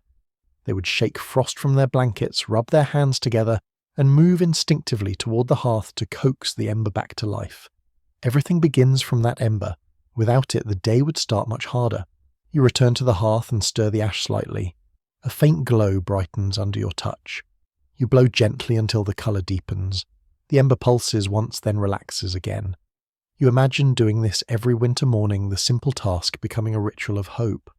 If that tiny centre of heat wakes again, so does the family. You settle onto a stool, letting the cold fold around your limbs like a thin cloak. Dawn drifts into the room with a pale, ghostly softness. It holds no warmth, but it carries the promise of movement, the beginning of chores, the spark of daily routine that helps chase away the night's stillness. The cold lingers longer in a medieval dawn than you expect. It stretches into every corner, touches every breath, announces itself before any other sensation. But inside this little cottage, surrounded by the sounds of waking animals and the slow stirring of sleepers, you realize something quietly profound. Morning cold is not the enemy. It is simply the next chapter in a rhythm that repeats every day until spring finally remembers its way home. You sit quietly, watching that pale light creep just a little farther across the floor, and it reminds you of something else entirely. Medieval nights were long, winter nights even longer. And families did not always sleep in one unbroken stretch the way many people do today. Instead, sleep often arrived in two separate waves. You feel the thoughts settle into your mind as naturally as the cold settles into the corners of the room. This divided rest was not strange to them. It was simply the rhythm of the season. You rise slowly from your stool and walk toward the centre of the room again. The family is still deeply asleep, but you sense that if you were living in this world, you might already have woken once by now. The quiet stillness of the night often faded after a few hours, replaced by a soft, drifting wakefulness. People stirred, whispered, prayed, tended the fire, checked on animals, or simply lay awake in the dark, letting their thoughts wander. You imagine yourself lying on a straw pallet, eyes half open, listening to the darkness hum with its strange midwinter pulse. You take another slow step and the floorboard creaks under your weight. The sound seems louder now, sharp against the soft breathing around you. You picture villagers waking at this same sound, only for a moment acknowledging it, before drifting into that gentle space between sleeping and waking. Many written accounts from later centuries describe this first sleep ending a few hours after dusk. The second sleep followed a brief interval of quiet activity. This pattern stretches back further than people often realize. You move toward the window as a thin thread of dawn brightens. The cold grows sharper here, tightening around your skin, as if reminding you that the hours between sleeps were spent carefully, with deliberate awareness of temperature. You press your hand against the shutter and feel the night's grip still lingering there. Yet something in the air hints at change. Not warmth, but possibility. You take a slow breath, imagining the patterns that shaped whole lives. A faint childhood tale drifts into your thoughts. Some parents once told their children that waking in the middle of the night was a gift from protective spirits who nudged the household to check the fire or ensure everyone remained warm. Whether or not anyone truly believed such tales, they helped frame those waking intervals in a comforting light. Waking was normal. Waking was expected. You sit beside the bedding and watch the children again. Their small bodies rise and fall with steady rhythm. If they followed the old pattern, they too might stir in the deep of night, mumble, softly curl closer to one another, and slide back into their second sleep without ever fully noticing. You imagine tiny voices whispering to a parent asking for water or warmth, before drifting back down into dreams shaped by flickering shadows. Your attention shifts toward the hearth. You stand and walk closer, crouching beside the ash. A tiny ember still glows faintly, pulsing with the last of its strength. You coax it lightly with the tip of a stick, imagining how someone centuries ago might have woken from their first sleep and done exactly the same. Checking the embers was a nightly habit, a quiet moment when the room felt like a living creature breathing slow and deep. You blow gently. The ember brightens for a heartbeat, then dims again. You imagine the family doing this regularly, the sound of soft breath filling the dark. These moments, those small-shaped winter nights, as much as the cold itself. The time between sleeps might last anywhere from a few minutes to an hour or more. People prayed, told stories, tended their tools, or simply lay in silence, while the world outside hovered in icy stillness. A question rises in your mind, one that researchers still discuss when examining old journals and letters. Was this segmented sleep a universal pattern, or did it vary widely depending on climate and routine? Some evidence suggests that the practice was common across regions with long winter nights. Others argue that it depended heavily on work schedules and access to warmth. The surviving descriptions do not form a single clear picture. Yet here in this dim cottage, the pattern feels almost inevitable. You stand and stretch your arms slightly, letting the cold tug at your muscles. You picture yourself lying on the straw bed, eyes opening midway through the night, the darkness thick and gentle around you. Perhaps you would listen to the wind outside, wondering how many hours until dawn. Perhaps you would reach for a blanket edge and pull it closer or whisper to someone beside you. Maybe you would simply stare at the faint red glow of the ember and let your mind drift like smoke. You move slowly through the room, now taking in the objects shaped by nightly rhythms. The clay pot near the hearth, waiting to be refilled. The small knife left by the wall, ready for morning chores. The herbs hanging near the rafters, intended for calming breath and steady dreams. These things all exist within the quiet space between sleeps. They are part of the world that wakes briefly, only to slip back into rest. You kneel near the children again and touch the blanket lightly. Their warmth rises through the cloth, a quiet reminder that even during segmented sleep the room's centre remains anchored by shared heat. They do not know consciously the rhythm their bodies follow. Yet the winter itself teaches the pattern long before anyone speaks of it. Darkness lasts so long that the mind naturally cycles in its own pace. You tilt your head and listen. A faint rustle comes from the animals below.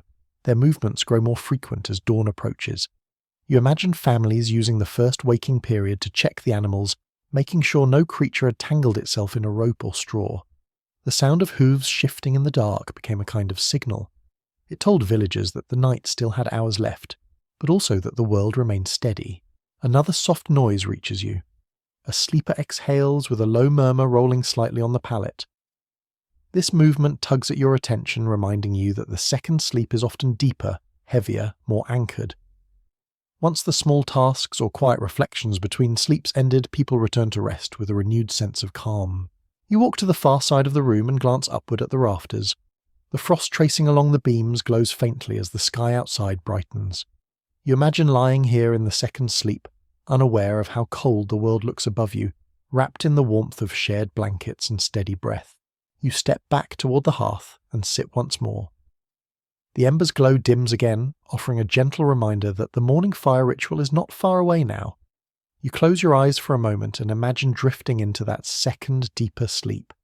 You feel the world narrow into the sound of breathing, the softness of straw beneath you, and the lingering scent of herbs around the room.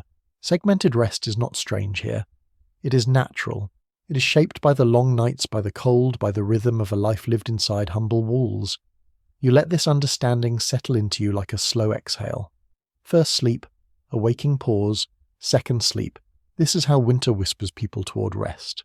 And as you sit quietly in the dimming night, you realize that the cold does not control this rhythm. The people do.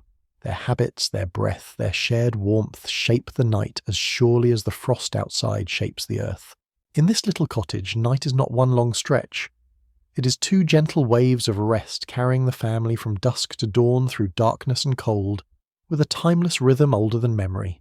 You remain seated by the hearth for a moment, letting the embers' faint glow pulse like a sleepy heartbeat, and then you sense the next part of the night beginning to unfold.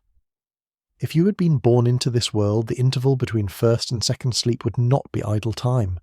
It would be a quiet window when thought-stirred tasks resurfaced, and small responsibilities tugged gently at your attention. You rise slowly, feeling the floor's coldness settle into your feet, and you begin to understand why this midwinter pause became its own little world inside the long night. You step toward the hearth and stir the ash again. The ember answers with a feeble flicker, barely enough to light the edge of your hand. Families often used this interval to ensure that the hearth survived until morning. The ember's life mattered. Its tiny glow could shorten the chill of dawn and save precious time that would otherwise be spent coaxing a new flame from scratch. In many rural regions, old diaries mention how people tended the fire at least once during this in-between period, adjusting ash and charcoal with small practiced motions. You picture yourself doing the same, kneeling on the cold floor, eyes, half-open breath fogging as you lean close to the embers. There is something strangely intimate about the moment. The room is quiet. Shadows move like thick curtains. The ember glows softly, the only sign of colour in a space wrapped in grey and black. You push a thin piece of kindling into the ash, not to ignite a new flame, but to encourage the old one to survive a little longer. As you stand again, a faint creak sounds above you. The rafters contract softly as the temperature dips. The sound feels like a gentle reminder that the night has not finished its work. You turn toward the sleeping family, noting how the mother shifts slightly in her nest of blankets. Even half asleep, she reaches an arm to check the children beside her, feeling their warmth as if guided by instinct deeper than thought. A small, intriguing memory surfaces as you watch them rest. In some regions, people believe that children's spirits wandered lightly during the time between first and second sleep. To keep those wandering spirits close, parents sometimes whispered a tiny rhyme or prayer when they stirred awake. Whether or not anyone took such beliefs literally, the stories offered a comforting layer to the otherwise stark reality of winter nights. You imagine a parent murmuring softly into the darkness, the words blending with the sound of straw rustling beneath their hand. You walk quietly toward the wall where tools rest in a neat arrangement. A wooden spindle, a bone-handled needle, and a small curved knife sit together. Tasks left from the day linger here, awaiting the next moment of free time.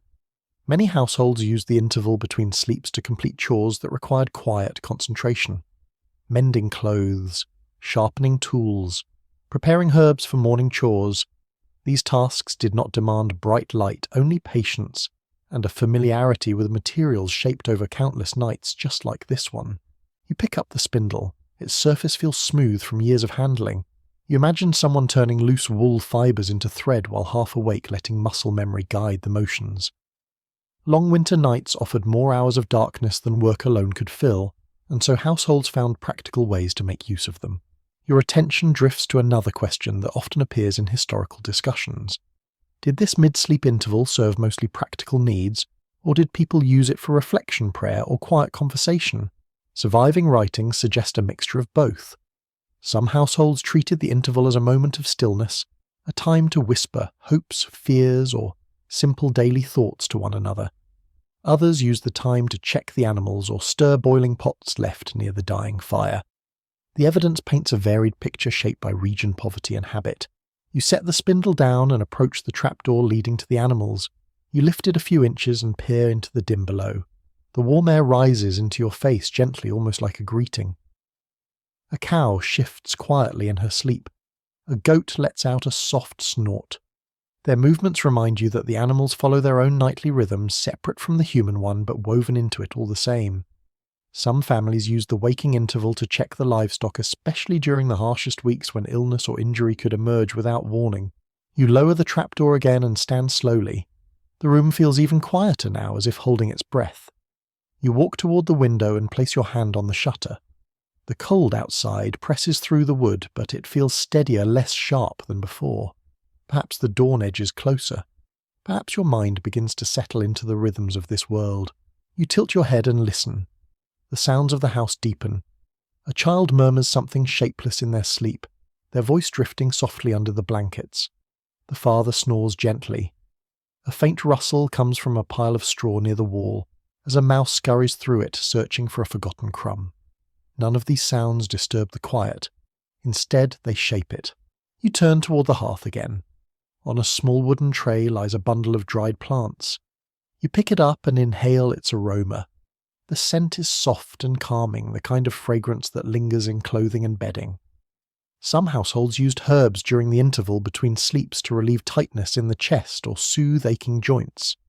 A warm drink might be prepared if the ember allowed it, though more often the herbs were tucked beneath blankets to warm slowly with body heat.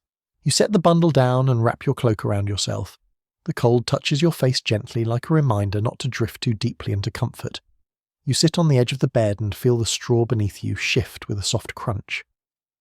If you were truly part of this home, your thoughts might wander now. You might think of chores waiting in the morning, of family members away in other villages, of hunger that presses harder during winter months. Or perhaps you would simply rest your elbows on your knees, letting your breath whisper in the darkness while your mind drifts someplace soft and wordless. You lean back and rest your hand lightly on the blanket nearest you. The warmth underneath feels steady and comforting. Soon enough, the family will drift into their second sleep, wrapped in shared heat once more. You feel the rhythm tugging at you too, as if the room itself invites you to follow its pattern. You take one more slow walk across the floor, letting your fingers brush the wall, the edge of the door, the rough wood of the stool. These objects feel different now. They are part of a world that breathes gently in the dark. You settle beside the hearth once more, resting your hands near the ember. The glow brightens faintly as if answering your presence. And as you sit there letting the quiet hold you, you feel the shift in the air. The interval between sleeps has begun to wane. The family will soon slip back into their deeper rest, the second wave of sleep that carries them toward the pale light of morning. You inhale softly, close your eyes for just a moment, and begin to feel the edges of drowsiness circle around you like a warm cloak. The ember glows. The house hums its gentle winter music. The darkness stretches long and calm, and you find yourself ready to drift with it. You sit with your hands cupped near the fading ember, letting its whisper of warmth settle into your palms, and soon another layer of the winter night begins to reveal itself. As the family drifts back into their second sleep, and the room quiets to an almost dreamlike stillness, your thoughts drift towards something that shaped countless medieval nights' hunger. Not the sharp, frantic kind that comes with sudden deprivation, but the slow, persistent ache that settles into the body during long winters when food grows thin and meals shrink to whatever can be spared. You rise from your seat and step toward the small pot resting near the hearth. The broth inside has cooled, forming a thin film on the surface. You tilt the pot gently and watch the liquid move sluggishly. Evening meals in winter were often simple and small, barely enough to quiet the stomach. Many families ate only a few modest servings each day once supplies began to dwindle. Your fingers trace the rim of the pot, and you imagine this household carefully rationing each ladle of broth, every crumb of bread hoping to make their stores last until the first hint of spring growth. You step back and feel your own stomach respond faintly to the thought. Hunger in the medieval world was rarely an emergency. It was a season, a rhythm, a constant companion through the coldest months. And hunger shaped sleep just as much as the temperature did. You recall reading accounts where villagers described drifting into dreams, coloured by longing for food, the mind conjuring images of fresh bread, warm milk or ripe fruit, simply because the day offered so little nourishment. You kneel near the bedding again, watching the family as they lie huddled in their nest of blankets. Their breathing deepens, settling into the heavier rhythm of second sleep. One child lies with their mouth slightly open, releasing small clouds of warm breath. You imagine the child's dreams weaving together sensations of warmth and food, blending survival needs into nighttime visions. Dreams often became a reflection of what the body lacked most. A faint bit of old countryside lore finds its way into your thoughts as you observe the family. People sometimes believed that during harsh winters, dreams carried warnings about the household's provisions. If someone dreamed of empty baskets or fields without stalks, elders would interpret it as a sign to ration more strictly. On the other hand, dreams of animals or overflowing granaries were taken as reassurance that the household would endure the remaining cold. Whether anyone truly trusted these symbols or simply found comfort in them, the stories show how deeply hunger seeped into the imagination. You rise again and walk to the storage corner near the wall. A wooden chest sits there, its lid slightly ajar. You lift it softly and peer inside. Dried beans, a small sack of barley, a bundle of withered herbs. The supplies look modest, far from abundant. You imagine the family counting each handful with care, always calculating how many nights the food must cover. Hunger teaches discipline. Hunger teaches hope. Hunger teaches fear. All three live within this simple wooden chest. You ease the lid closed and stand again. The cold touches your neck with a steady chill. You run your fingers over your collar and imagine trying to fall asleep each night with your stomach only half full. You picture lying on a straw pallet, listening to your belly grumble while the rest of the room sleeps. You imagine that ache blending into the sounds of timber creaking, and animals shifting below a quiet struggle that never fully leaves your thoughts. A question rises in your mind, one that researchers often consider when studying medieval household records. How often did hunger influence nightly routines and sleep patterns? Some believe that mild starvation was so common during winter months that people simply learned to function despite it. Others argue that families adapted their sleeping habits, going to bed earlier or staying under blankets longer to conserve energy. The truth is not perfectly documented, but every piece of evidence points toward hunger playing a constant, subtle role in winter life. You move closer to the door and listen to the quiet beyond the walls. The wind outside has calmed to a gentle hiss, the world settling into its own deep slumber. You lean your forehead against the wooden frame and exhale softly. Hunger changes the way you perceive the night. It sharpens your senses. It makes you notice every little shift of warmth. It makes dreams feel heavier than they should. You step away from the door and sit again near the hearth. You can almost taste the cold air as you breathe a crisp blend of wood smoke, dry straw, and softened herbs. You close your eyes for a moment and imagine yourself lying in this room, stomach empty, mind drifting through dreamscapes shaped by longing. You might dream of bread rising in an unseen oven. You might dream of fields heavy with grain. You might dream of a table full of food you have never tasted in your waking life. You open your eyes again and look toward the children. They shift slightly, small faces, peaceful, though their bodies know the ache of winter hunger more intimately than they can express. You feel a quiet tenderness as you watch them. The parents likely give the children the best portions, leaving themselves with thinner meals. That sacrifice has been repeated in countless winter homes across centuries, shaping family bonds in ways that rarely appear in written records, but echo strongly in lived experience. You rise once more and pace slowly across the floor. The hunger that settles into a medieval household is not dramatic or loud. It is patient. It waits in the corners, in the pantry, in the small pot of broth, in the dreams that wander across sleeping minds. You picture a warm spring morning months from now when the first fresh greens appear. You imagine the joy of tasting something new after so many nights shaped by modest meals. You lower yourself onto the pallet beside the hearth, letting the straw cushion your weight. The ember offers only a faint glow now, but even that small gleam feels comforting. Hunger may shape dreams, but warmth shapes rest.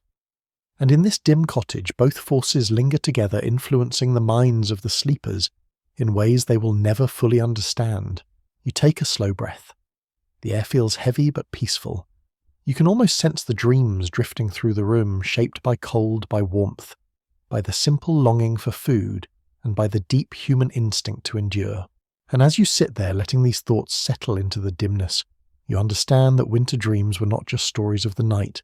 They were reflections of the body's quiet negotiations, hope stitched into sleep. You sit quietly, rubbing a bit of warmth back into your fingertips, and then you feel a shift in the air. It is subtle at first, like a soft vibration beneath the floorboards, but it grows slowly, spreading through the wooden beams and into the very walls of the room.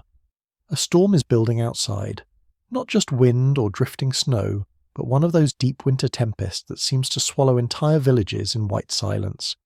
You rise and move toward the window, sensing that every sleeper in this cottage depends on more than blankets and dreams tonight. They depend on each other. You place your palm gently against the shutter. The wood trembles faintly beneath your touch. Outside, something heavy moves through the darkness.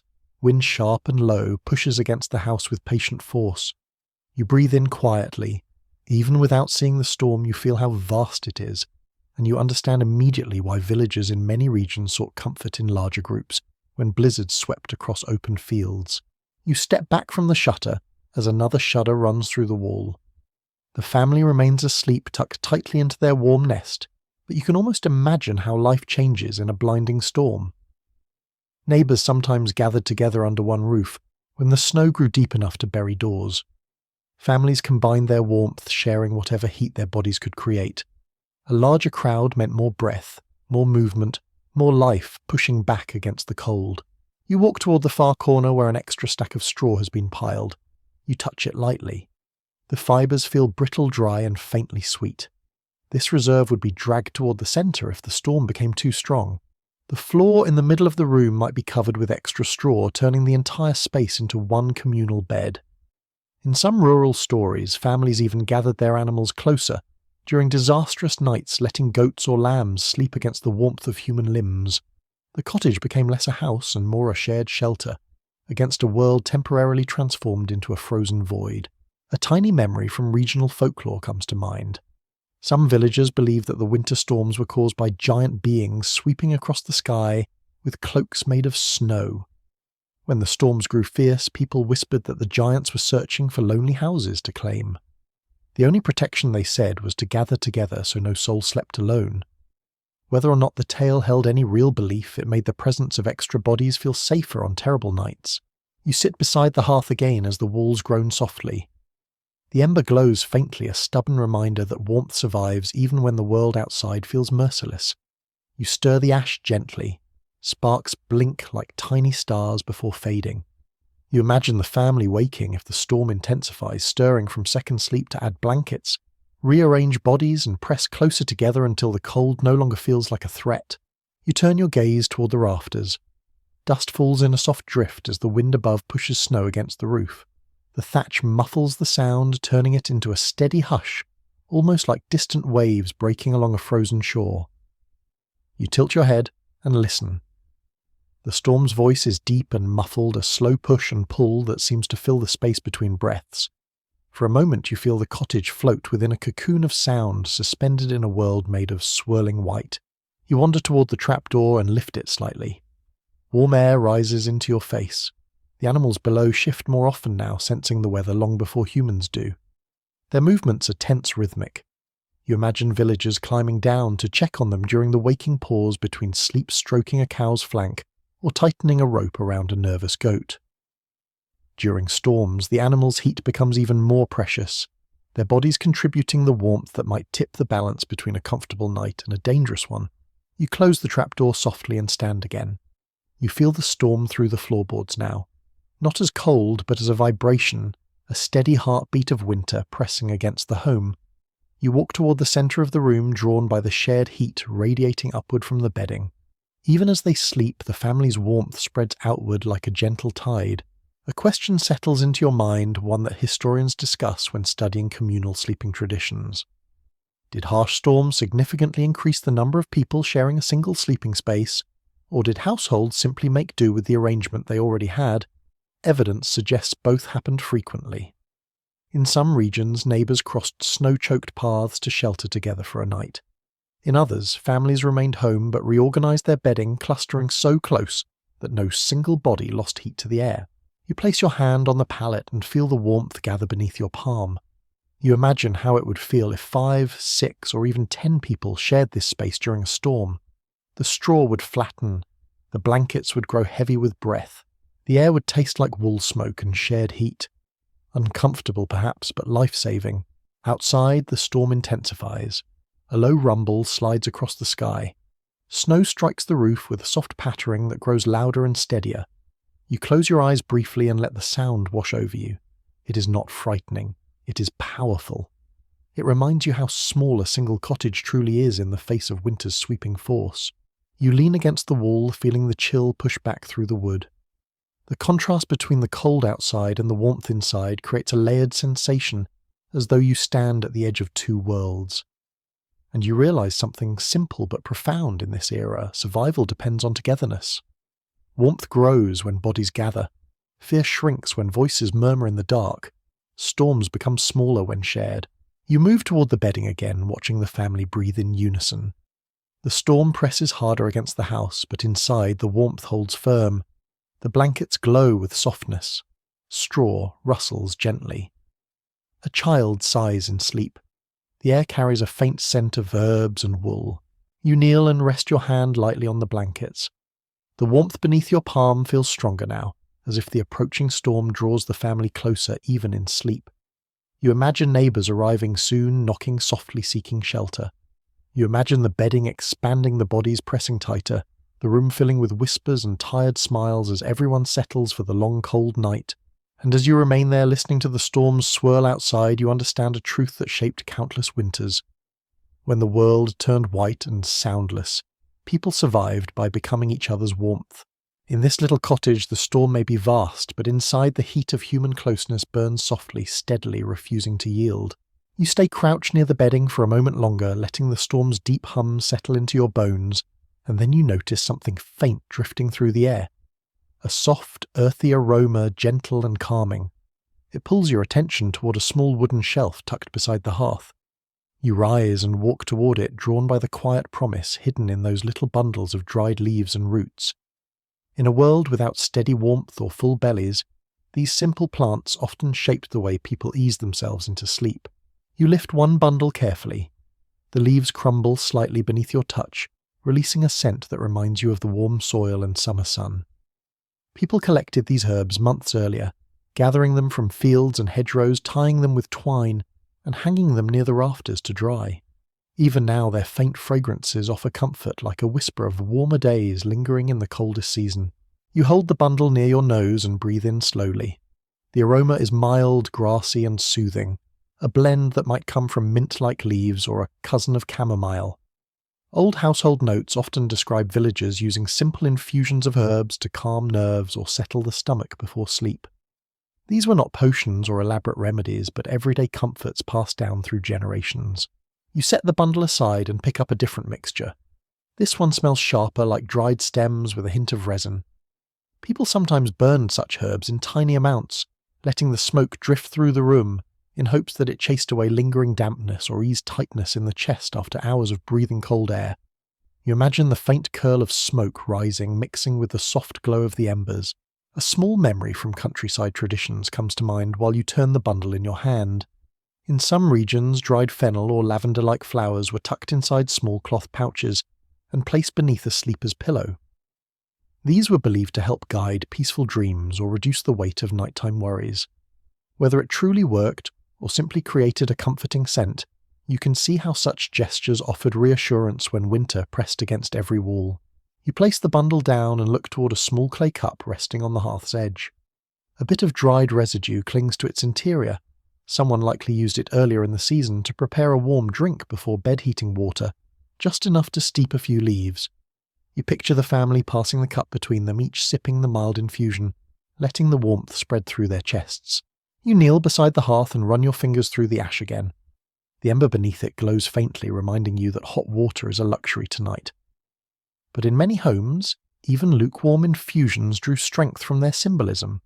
The act of preparing herbs gave people a feeling of control, a tiny ritual against the cold. A question drifts into your thoughts, one that scholars sometimes explore when studying herbal traditions. How much of this winter plant knowledge came from necessity, and how much from older beliefs woven into rural folklore? Evidence suggests households learned through both observation and storytelling. Some herbs were chosen because they genuinely soothed discomfort. Others were selected because parents and grandparents trusted them, believing their mere presence guarded sleep. You stand again and study the rest of the shelf. A small wooden mortar sits nearby, its bowl stained greenish from years of crushing leaves. The pestle rests inside, smooth along the handle from countless hands. You imagine a parent grinding herbs during the waking interval between sleeps, listening to the rhythmic scrape as they worked, letting the steady sound blend with the nighttime hush. You run your fingertips along the rim of the mortar. It feels cool and solid, a tool that has helped countless nights ease toward a rest. In this world, practical knowledge often grew alongside old superstitions, forming a tapestry where plants carried both physical and emotional power. You turn toward the sleeping family again. The children lie curled tightly together, breathing softly. You notice a faint herbal scent drifting from their blankets. Perhaps someone rubbed a bit of crushed leaf onto the cloth earlier in the evening, hoping the fragrance would help them sleep more peacefully through the storm. A mother's touch, a father's caution, a simple act woven into the rhythm of surviving winter. You walk slowly toward the door and pause beside the frame. In the dim light you notice another small bundle of herbs tied above the threshold. This one smells faintly bitter. Many families hung certain plants near doorways or windows, believing they discouraged illness or wandering spirits during the cold season. Whether or not such beliefs held practical truth, they brought a sense of protection that soothed anxious hearts during long nights. You take a deep breath and let the blend of scents fill your lungs. Earthy, sweet, resinous, faintly medicinal. The aromas remind you that winter survival was never just about heat and food. It was also about comfort shaped through simple ingredients gathered in gentler seasons. These herbs carried memories of sunlight, warm breezes, and greener landscapes hidden beneath snow. You return to the hearth and settle onto the floor again. The ember glows softly, and the herbs give the air a gentle, steady presence. You imagine drifting into second sleep with these scents in your mind, wrapped in blankets, listening to the storm whisper outside. The little cottage feels less like a fortress now and more like a sanctuary, a place where warmth is shared, where storms are endured together, and where plants harvested long ago still carry enough quiet magic to guide weary bodies into rest. You close your eyes for a moment. The cold remains at the edges of the room, patient and present, but the herbs soften it. The warmth of the sleeping family steadies it. The ember holds it at bay, and in that balance sleep finds its way through the deepest winter night. You rest your palm on the floorboards beside the hearth, letting the faint heat seep into your skin, and then your attention drifts toward another quiet truth of the medieval winter nights. Illness was a frequent visitor. Not always dramatic, not always deadly, but ever present in the shadows of cold rooms and long nights. You rise slowly, feeling the weight of that understanding settle into the dim space around you. You glance toward the children. One of them shifts slightly, a soft sniffle escaping from beneath the blankets. It is a familiar sound, the kind that tells you their nose is chilled, their throat dry from breathing cold air. You picture how easily a simple cough could settle into a household like this. The air here is damp, the cold constant. Villagers spent hours inhaling smoke from low-burning fires wrapped in wool that held both warmth and moisture. Illness was woven into the rhythm of winter. You walk toward the far corner where a small basket of dried roots and cloth strips rests. These are not luxury medicines, but the humble tools of a family who must care for themselves. You kneel down and lift a piece of cloth. It smells faintly of vinegar and dried berries. People often soaked cloths in simple infusions to place on the foreheads of those running fevers. You imagine a mother dipping a strip into warm water from the hearth, wringing it out with careful fingers and pressing it gently onto a child's skin in the dim light. You pick up one of the dried roots. It is brittle and twisted, the colour of old earth. Some roots were used to ease sore throats or settle a troubled stomach. Others were chewed slowly during the night to help keep coughs at bay. In many regions, these remedies came from knowledge passed down through generations, kept alive by memory rather than written records. As you turn the root in your hand, a curious detail from rural tradition surfaces. In some communities, families believed that placing a piece of healing root beneath a pillow invited protective forces to guard the sleeper's breath. Whether or not anyone believed the story fully, the gesture offered a sense of comfort when illness lingered in the room. You look toward the bedding and imagine such a root hidden under a corner of cloth or tucked near a child's shoulder. You stand again and step closer to the hearth. The ember glows faintly, a tired orange shimmer beneath the ash. You stir it lightly and think of how many winter nights depended on this fragile warmth. When someone grew sick, the hearth became the centre of care. Warm water, soft cloths, heated stones wrapped in wool. All of it came from the few glowing coals that survived until morning. Without them, illness would cut more deeply into the family's strength. You walk toward the trapdoor and kneel beside it. A wave of warm air rises from below as you lift it slightly. The animals breathe steadily in the darkness, their warmth filling the lower space. Their presence mattered more when someone was ill upstairs. A warmer floor kept fevers from dipping into dangerous chills during the night. You lower the trapdoor again and feel the warmth settle gently back into the boards under your knees. A question drifts into your mind, one that scholars often discuss when examining medieval health practices. How much of a family's healing knowledge came from observation, and how much from inherited beliefs shaped by older customs? Some researchers argue that households relied mostly on practical remedies, discovered through trial and error. Others point to hints of spiritual or symbolic protections woven into nightly routines. The truth, as always, feels like a blend of both.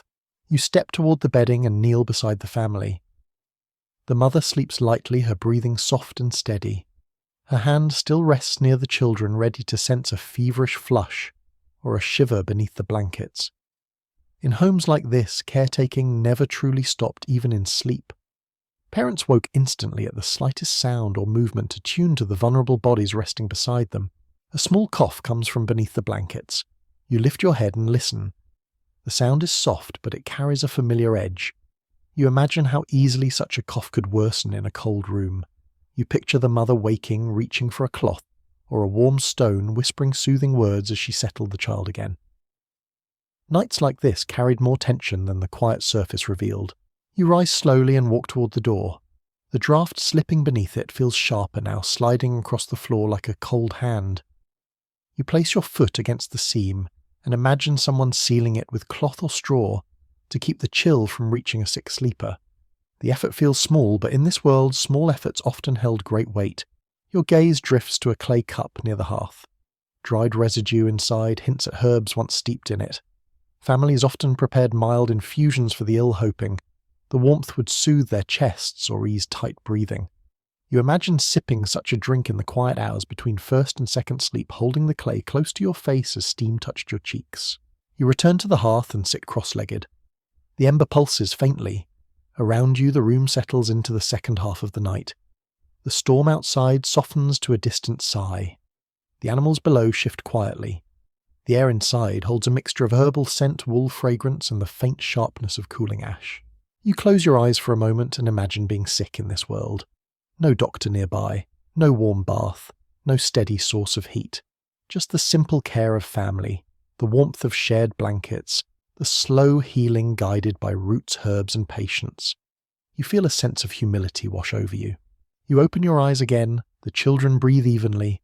The mother's posture remains protective. The house hums with a fragile calm. Illness may enter often here, but so does care. So does tenderness. So does the quiet determination to endure each night. And as you listen to the steady rhythm of breaths and the faint hum of the storm's retreat, you understand that winter sickness shaped more than bodies. It shaped communities, rituals, sleep, and the tender ways families learned to watch over one another in the coldest, quietest hours of the night. You let the quiet of the room settle around you again, then shift your gaze toward the door. The storm has softened, but another thought creeps into your mind, one shaped by the countless footsteps that once crossed frozen landscapes long after sunset. Not everyone in the medieval world slept through the night inside a warm cottage. Many travelled, many wandered. Many found themselves far from home with only darkness, cold air, and hope for company. You rise slowly, imagining what it feels like to face the winter road when the world falls silent. You move closer to the door and rest your hand flat against the wood. It feels cold, but somehow inviting, as though it carries memories of hands that once knocked here, searching for shelter. Travel during winter was always difficult. Roads were muddy, icy, or buried beneath unpredictable drifts. But people still made their way between villages for trade, for work, for religious duties, or simply because survival demanded movement. In many places, travel remained a constant part of daily life, even when the cold pressed hardest. You ease the door open just enough to peer outside. Snow lies thick and unbroken across the ground. The night sky glows faintly with the reflected white, but the cold beyond this threshold feels sharper, almost metallic. You inhale quietly, letting the air sting your throat. You imagine walking through this landscape with only a cloak, thin boots, and a small bundle of belongings. The crunch of each step would echo through an otherwise empty world. You picture a traveller trudging along these roads, someone whose breath filled the air with pale clouds, whose shoulders shook from the cold, whose fingers curled tightly around the straps of a satchel. They might have started their journey before dawn or after dusk, hoping to reach the next village before the cold deepened. Some travellers carried small pouches of herbs or dried berries to chew for warmth. Others relied on wool wraps and layers of rough fabric to shield themselves from the fierce night wind. You step fully outside for a moment, letting the cold latch onto your skin. A soft wind stirs the snow beside your boots, shifting it into tiny spirals. You picture someone walking alone in this thin, ghostly light. Each gust of wind bites at their cheeks. Their feet grow numb with every mile. Their mind begins to drift between wakefulness and exhaustion. In these moments, shelter meant everything. You turn back toward the cottage and imagine the warmth inside becoming a beacon for any wanderer. But not all travellers were fortunate enough to find an open door. Many slept wherever they could. You picture a lone figure pushing through deep snow, looking for anything that might block the wind. A barn, a shed, a rocky outcropping shaped like a shallow cave. Even a haystack could become a crude shelter if someone burrowed deeply enough. A faint memory from rural tradition floats into your thoughts. Some farmhands used to sleep inside empty grain sacks, when outdoors in winter, crawling into them like makeshift cocoons. It was awkward, but it held warmth surprisingly well. You picture someone curling inside such a sack, now breath fogging the rough fabric, trying to ignore the sting of cold toes and stiff joints. You step back inside the cottage and close the door gently. The warmth, though faint, feels like a soft embrace after the harsh air outside. You walk toward the trapdoor and listen to the animals below. Their breathing remains steady. You imagine a weary traveller finding shelter in a barn instead. Sleeping beside animals was far from unusual. Horses, cows, and goats gave off warmth that could keep a wanderer alive through the night. The scent of hay, strong and earthy, might mix with the warmth and soothe aching limbs. You crouch beside the straw bedding again and imagine lying in a barn wrapped in a cloak, stiff with frost, listening to animals shift and breathe. Barn floors were hard, rough, and often damp, but when the alternative was freezing on an open road, even such crude shelter felt miraculous. You picture someone drifting into sleep beside a cow, grateful for the animal's heat radiating through the winter air. A question forms in your mind, one that researchers discuss when examining the lives of labourers, traders, and wanderers. How often did travellers endure nights without proper shelter? Some accounts describe people sleeping beneath hedges, inside hollow trees, or under wagons. Others mention small roadside chapels or abandoned huts offering momentary refuge. The evidence varies widely, suggesting that travellers adapted however the landscape allowed. You rise and walk toward the bedding reserved for guests. The extra blanket lies slightly askew as though waiting for a tired body to spread it across the straw. You run your hand across the cloth and imagine the relief of sinking into its warmth after a long freezing journey. A traveller's gratitude in such moments must have felt overwhelming. Safety, warmth, the murmur of sleeping voices, the gentle scent of wool and herbs, all of it a refuge from the empty roads behind them. You picture a traveller lying awake for a moment, listening to the quiet breathing of a family they have never met. Perhaps they whispered a soft thank you. Perhaps they murmured a prayer of gratitude. Or perhaps exhaustion carried them straight into sleep, their body surrendering the cold at last. You kneel and touch the floor. The boards feel warmer than before, shaped by the heat rising from below. You imagine a traveller discovering this warmth, realising that the animals beneath the cottage helped heat the space, and feeling gratitude not just for the family but for the creatures who unknowingly shared their warmth with strangers. You rise again and face the door once more. The wood stands solid and steady, holding back the cold.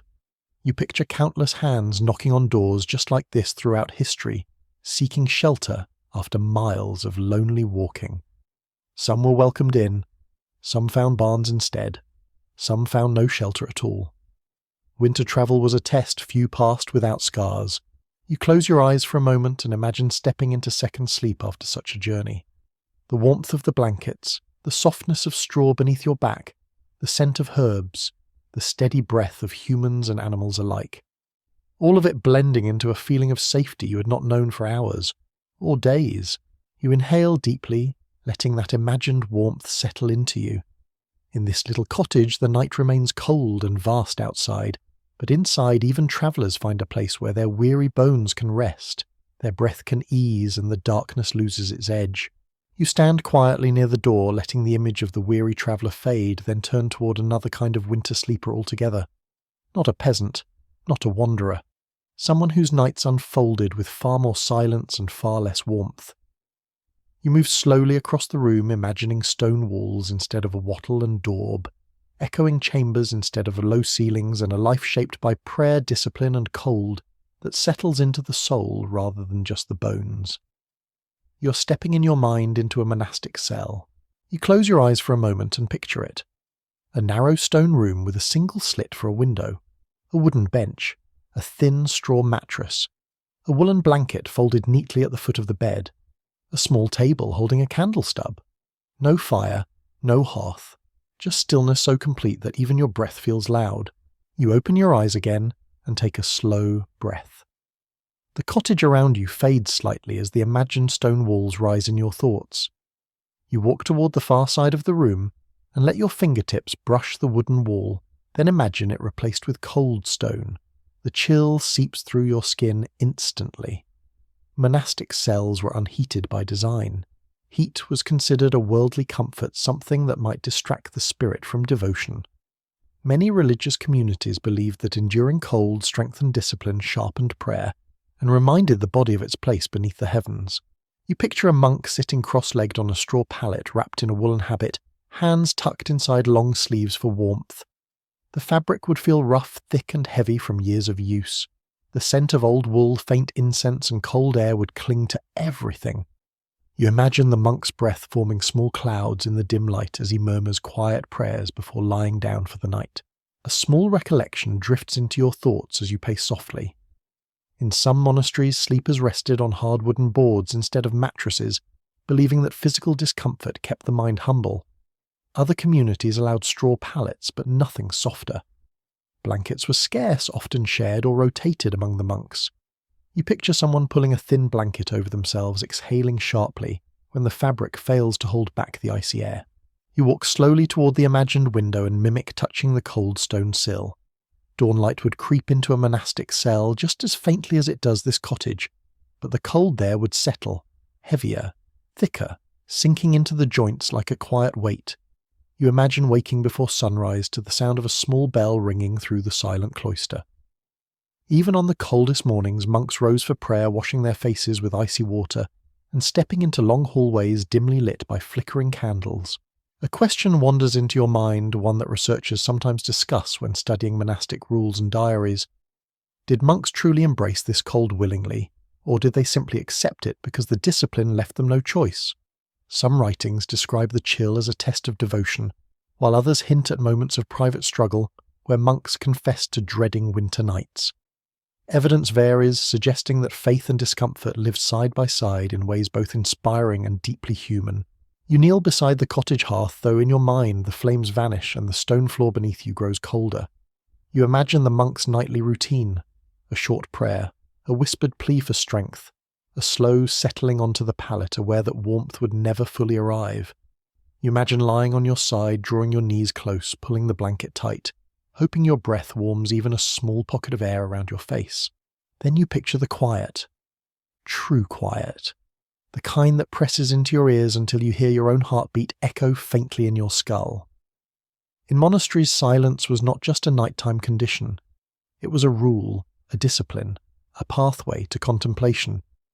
Nights passed without whispers, without rustling from children or movement from animals. Only the occasional groan of old beams or distant footsteps in the cloister broke the stillness.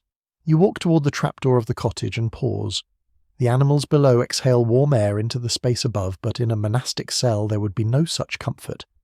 No cows shifting in their sleep, no goats snorting softly, only stone that held the cold with stubborn devotion. You imagine how different the night feels without the warmth of other bodies, human or animal. Sleep becomes thinner, lighter, drifting in short intervals rather than deep lingering rest. You turn back toward the bedding in the cottage. Its warmth draws you like a gentle fire. You kneel beside it and imagine the contrast. A monk would sleep alone, wrapped in solitude as firmly as in the rough wool of his habit. Even in communities where monks shared dormitories, the silence between beds felt immense. You picture rows of straw pallets beneath a stone vault, each man lying in his own pocket of cold air, the quiet so deep it could almost be mistaken for still water. A small detail from cloister life surfaces as you lower your hand to the blankets. In some houses, monks shared warmth only on the coldest nights, drawing their pallets closer together despite strict rules. Letters from certain abbeys describe these nights with tender honesty, whispers exchanged in the dark shared prayers for endurance, the rare comfort of being near another human body. It was not common, but it was real. You rise slowly and step back into the centre of the cottage. The air here feels warmer, almost generous compared to the imagined monastic cell. You sense a quiet gratitude building inside you. Even this humble home with its drafts and dim embers feels luxurious compared to the stone rooms where monks surrendered warmth to seek spiritual clarity. You close your eyes and imagine lying down on the cold stone floor wrapped in a thin blanket, breath fogging the air above your face, waiting for sleep to come slowly. Perhaps your stomach grumbles softly. Perhaps your fingers ache. But your mind focuses on prayer, on discipline, on the rhythm of the cloister. You imagine drifting into a fragile sleep, waking before dawn to another day of devotion and cold. You open your eyes again. The cottage greets you with soft, crackling ash, deeper warmth, and the gentle breathing of a family. The contrast between these worlds deepens your understanding. In this little room, sleep is shaped by survival. In a monastery, it is shaped by purpose. And as you stand quietly feeling the warmth of the cottage wrap around you again, you understand something simple and profound. No matter the walls that surround them, people find ways to rest through winter, through devotion, through closeness, through endurance. Each world has its own form of warmth, its own way of welcoming sleep. You stand in the soft dimness of the cottage and let your thoughts shift once more, drifting away from the chilled stone of monastic cells toward another kind of winter night entirely. A life with more blankets, more fabric, more space. A world where roofs are higher walls, thicker, and meals slightly heavier. Yet even there, cold finds its way in. You step slowly across the room, imagining doors opening into manor halls lit by tallow candles, long corridors lined with tapestries and beds far larger than anything peasants could dream of. You're stepping into an aristocrat's winter chamber. You breathe in and picture it. A large wooden room smelling faintly of beeswax and dried lavender. Thick curtains hang over narrow windows, their heavy folds meant to trap heat. Carpets cover much of the stone floor, muffling footsteps and blocking the worst of the chill. A canopied bed sits against the far wall, layered in furs, woolen blankets and embroidered quilts. It looks luxurious at first glance, almost decadent compared to the straw pallets of this cottage.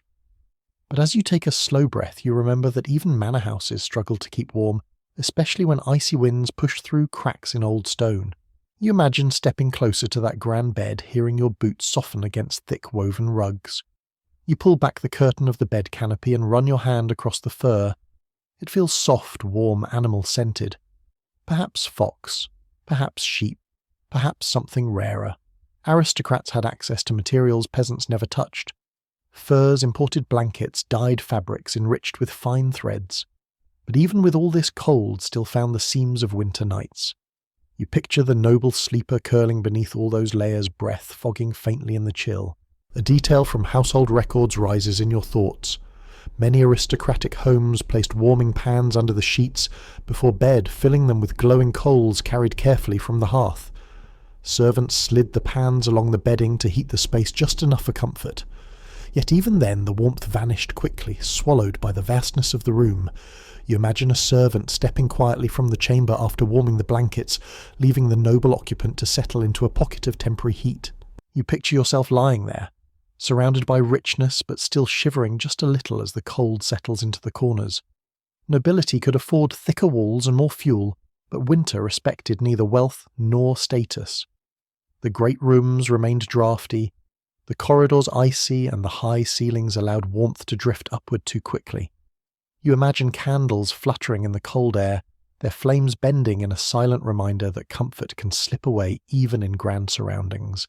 You pace softly as you consider another element of aristocratic nights. Servants often slept nearby, sometimes in adjoining chambers, or on temporary bedding placed at the foot of their lord's bed. They were responsible for adding wood to the fire, bringing extra blankets, or responding to late-night needs. Their presence meant that noble sleepers rarely woke completely alone. You picture a servant dozing lightly on a pallet wrapped in modest wool, ready to rise at the faintest call. A thought nudges your mind, one that researchers sometimes explore when comparing domestic life across classes. Did aristocrats truly sleep more comfortably than peasants, or did their vast rooms make warmth even harder to retain? Some argue that noble families suffered more from drafts because their homes were too large to heat effectively. Others suggest that access to finer materials and extra layers made a meaningful difference. Both views hold truth, and the contrast between grandeur and discomfort remains striking. You pause near the imagined window. Heavy curtains block the cold, but you can almost feel the icy presence behind the fabric. You slip your hand along the edge of a curtain and picture frost thickening on the glass. In some manners, servants stuffed wool or straw into window gaps to keep the wind from creeping in. The work was constant. Winter defeated tapestries, rugs, and thick drapes as easily as it slipped through the walls of peasants' cottages. You step back, imagining the quiet within that aristocratic bedchamber. No storm against thin walls, no sound of animals below. Instead, a deep hush broken only by the occasional pop of a large fire burning in a stone hearth. You tilt your head, hearing the crackle of logs that peasant families could only dream of burning so generously.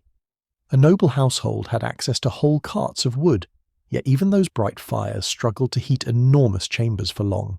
You look toward the imaginary bed again, and picture the sleeper adjusting layers, pulling furs closer to the chin. Aristocrats often slept in long linen shirts or soft woolen nightclothes, garments far finer than the coarse layers villagers kept on day and night. You imagine the silky texture against skin warm at first, then gradually cooling as the night stretched on. A bit of folklore gently rises as you pace. In some households, people placed polished stones under the pillows of noble children, believing the smooth surface absorbed excess cold and protected the child from winter chills. Whether this belief came from superstition or from some practical observation, it lingers in fragments of household lore. You imagine lifting such a stone, now cool and weighty in your hand. You kneel beside the imagined hearth of the manor, feeling the echo of warmth from its mental image.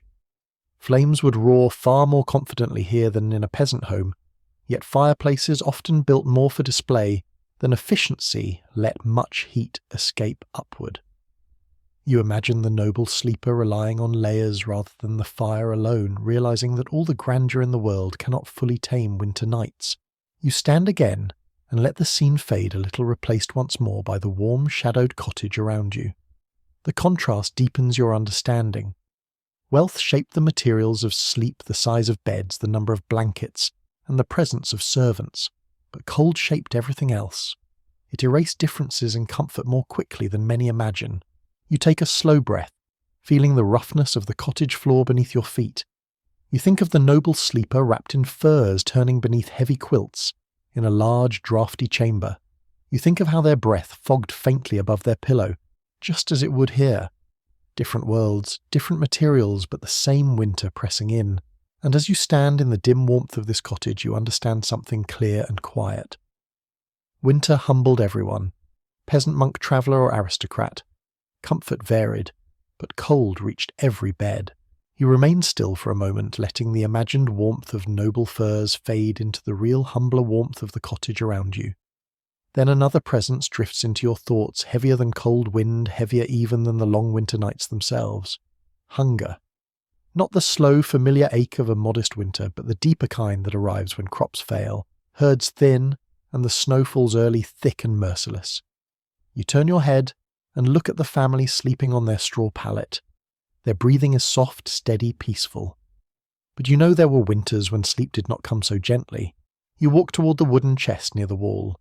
You lift the lid slowly, imagining the hollow feeling in a family's stomach when the chest sits nearly empty. In lean years, that emptiness becomes a permanent inhabitant of the house. Whole villages carried the same quiet dread when harvest yields fell short. You look inside. A few dried beans, a handful of barley. These simple foods suddenly feel like treasure. You let the lid fall closed with a soft thud, feeling the weight of what it meant when supplies dwindled long before spring. You step toward the hearth and crouch beside the ember again. It gives off a tiny glow, but no true warmth. During famine winters, families often let the fire die sooner each night to conserve fuel, choosing darkness over hunger. You sift the ash lightly, watching small flecks dance in the dim light. You imagine someone sitting here months into a bad winter stomach tight, wondering if the ember will be enough to cook even the smallest meal in the morning. A faint piece of old village wisdom brushes your thoughts. People sometimes hung an extra wooden spoon on the wall when famine struck, leaving it untouched as a wish for better days. The unused spoons symbolized the meal they hoped to serve when times grew kinder. You glance at the wall, now half expecting to find such a spoon hanging there. Perhaps the family has one tucked away for harder seasons. You move toward the bedding again. The children sleep warmly tonight, but in desperate winters, families sometimes wrapped children so tightly in blankets that movement was difficult, hoping their smaller bodies would keep the heat they needed to survive hunger's weakening touch. Parents routinely gave their own portions to their children, eating almost nothing for days. You sit beside the pallet and imagine lying here with an empty stomach that growls until the sound blends with the creaks of the house. A quiet question rises in your mind, one that researchers consider often when studying periods of scarcity. How did famine alter nightly routines? Some suggest families went to bed earlier to escape the ache of hunger through sleep. Others propose that hunger kept people awake longer, minds drifting through anxious thoughts. The truth likely depended on the household. You look at the ember again and imagine the room filled not with warm breath, but with soft whimpers of discomfort. You rise and walk toward the door. You press your fingers lightly against the cold wood, picturing a winter so harsh that villagers open their doors not to welcome strangers, but to trade the last scraps of food, bargaining with what little they had. You imagine snow piled high against the threshold, blocking the way out, isolating families who could no longer reach neighbouring farms for help. You turn and walk toward the corner near the storage chest. In some regions, families placed a small bowl of water there during famine winters, watching how thick the ice formed overnight. A harder freeze meant greater fear. If the cold persisted too long, stored food spoiled, water froze solid, and livestock weakened. You kneel and rest your fingers on the floor, imagining that chill spreading through the room. The animals below stir softly. Their warmth reaches you faintly through the boards, but your mind drifts toward darker imagery. In the worst winters, families sometimes had to choose between feeding animals or feeding themselves.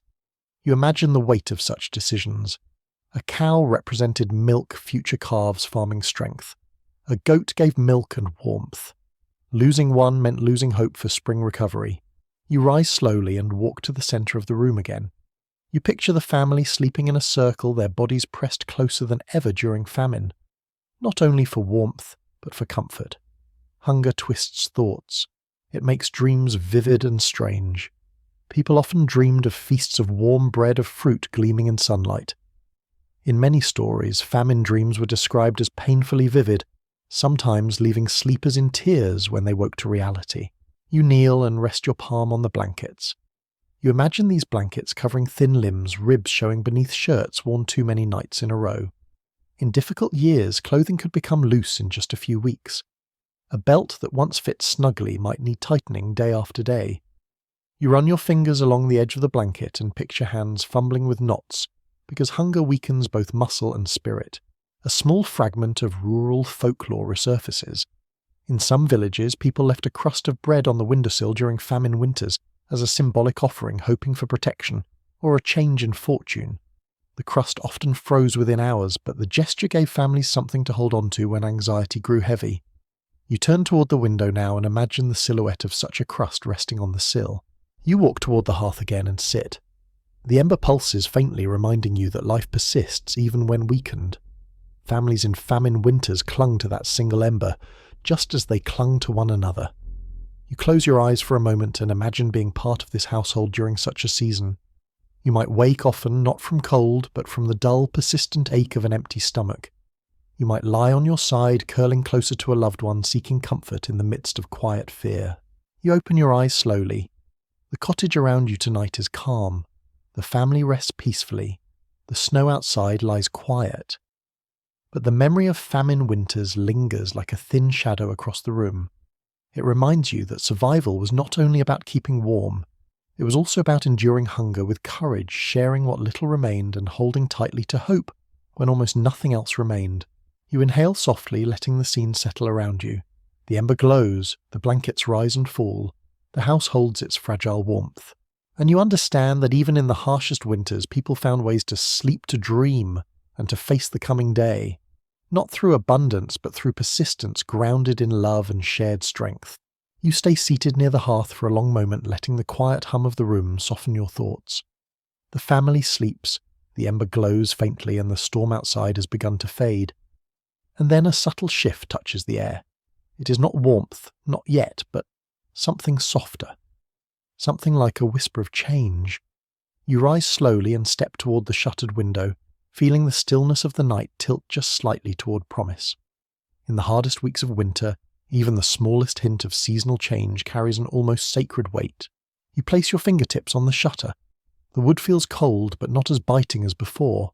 A faint tone in the wind catches your attention, less harsh, less sharp. You lean closer and listen. There is a different quality now, a gentler movement in the air. Villagers often sensed these shifts long before spring arrived. Their lives were tuned to nature's smallest gestures. A slightly softer breeze, a different note in the night's silence, a snowdrift settling with a whisper instead of a crack. These signs carried hope. You step back and breathe slowly.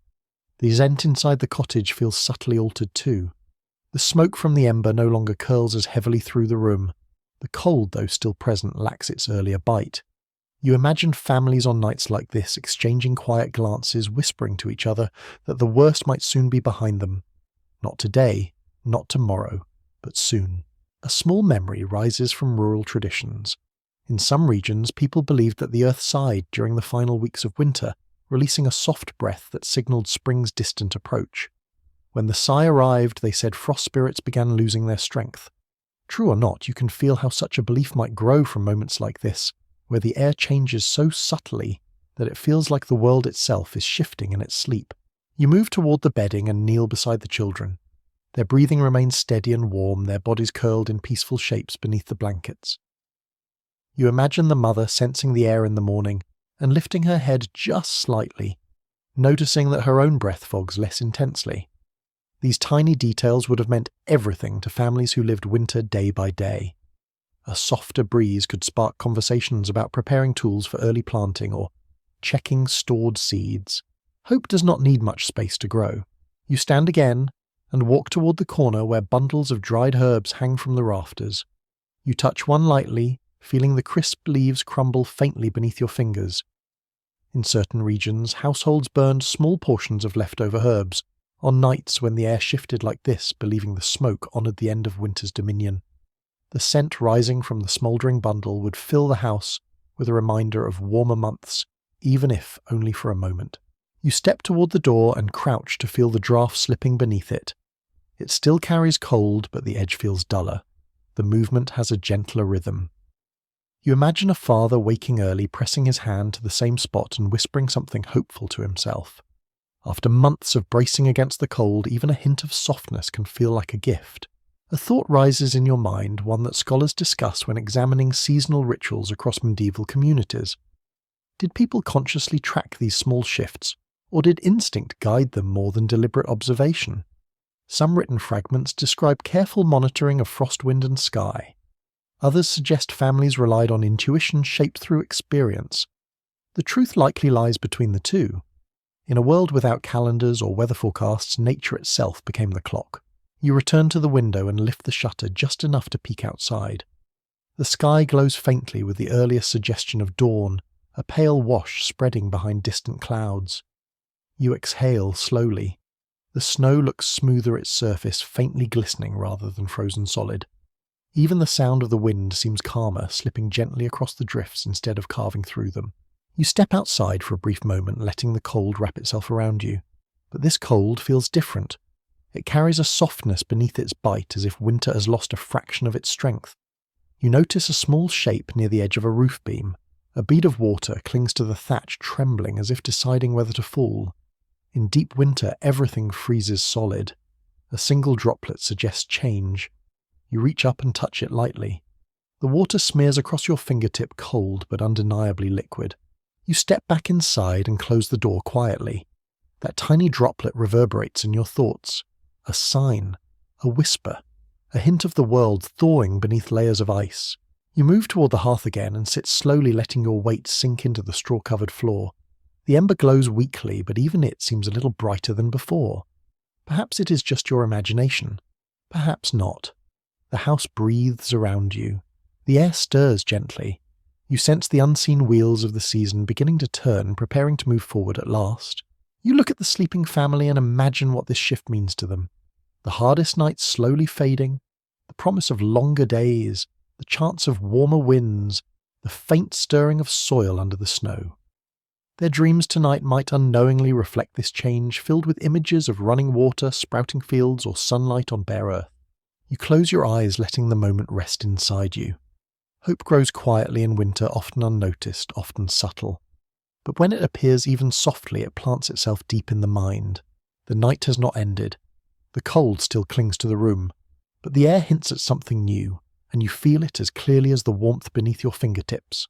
The rumour of spring has begun to drift through the frozen world. You stay seated beside the hearth, holding that tiny promise of change in your thoughts, and then you lift your gaze toward the dim ceiling.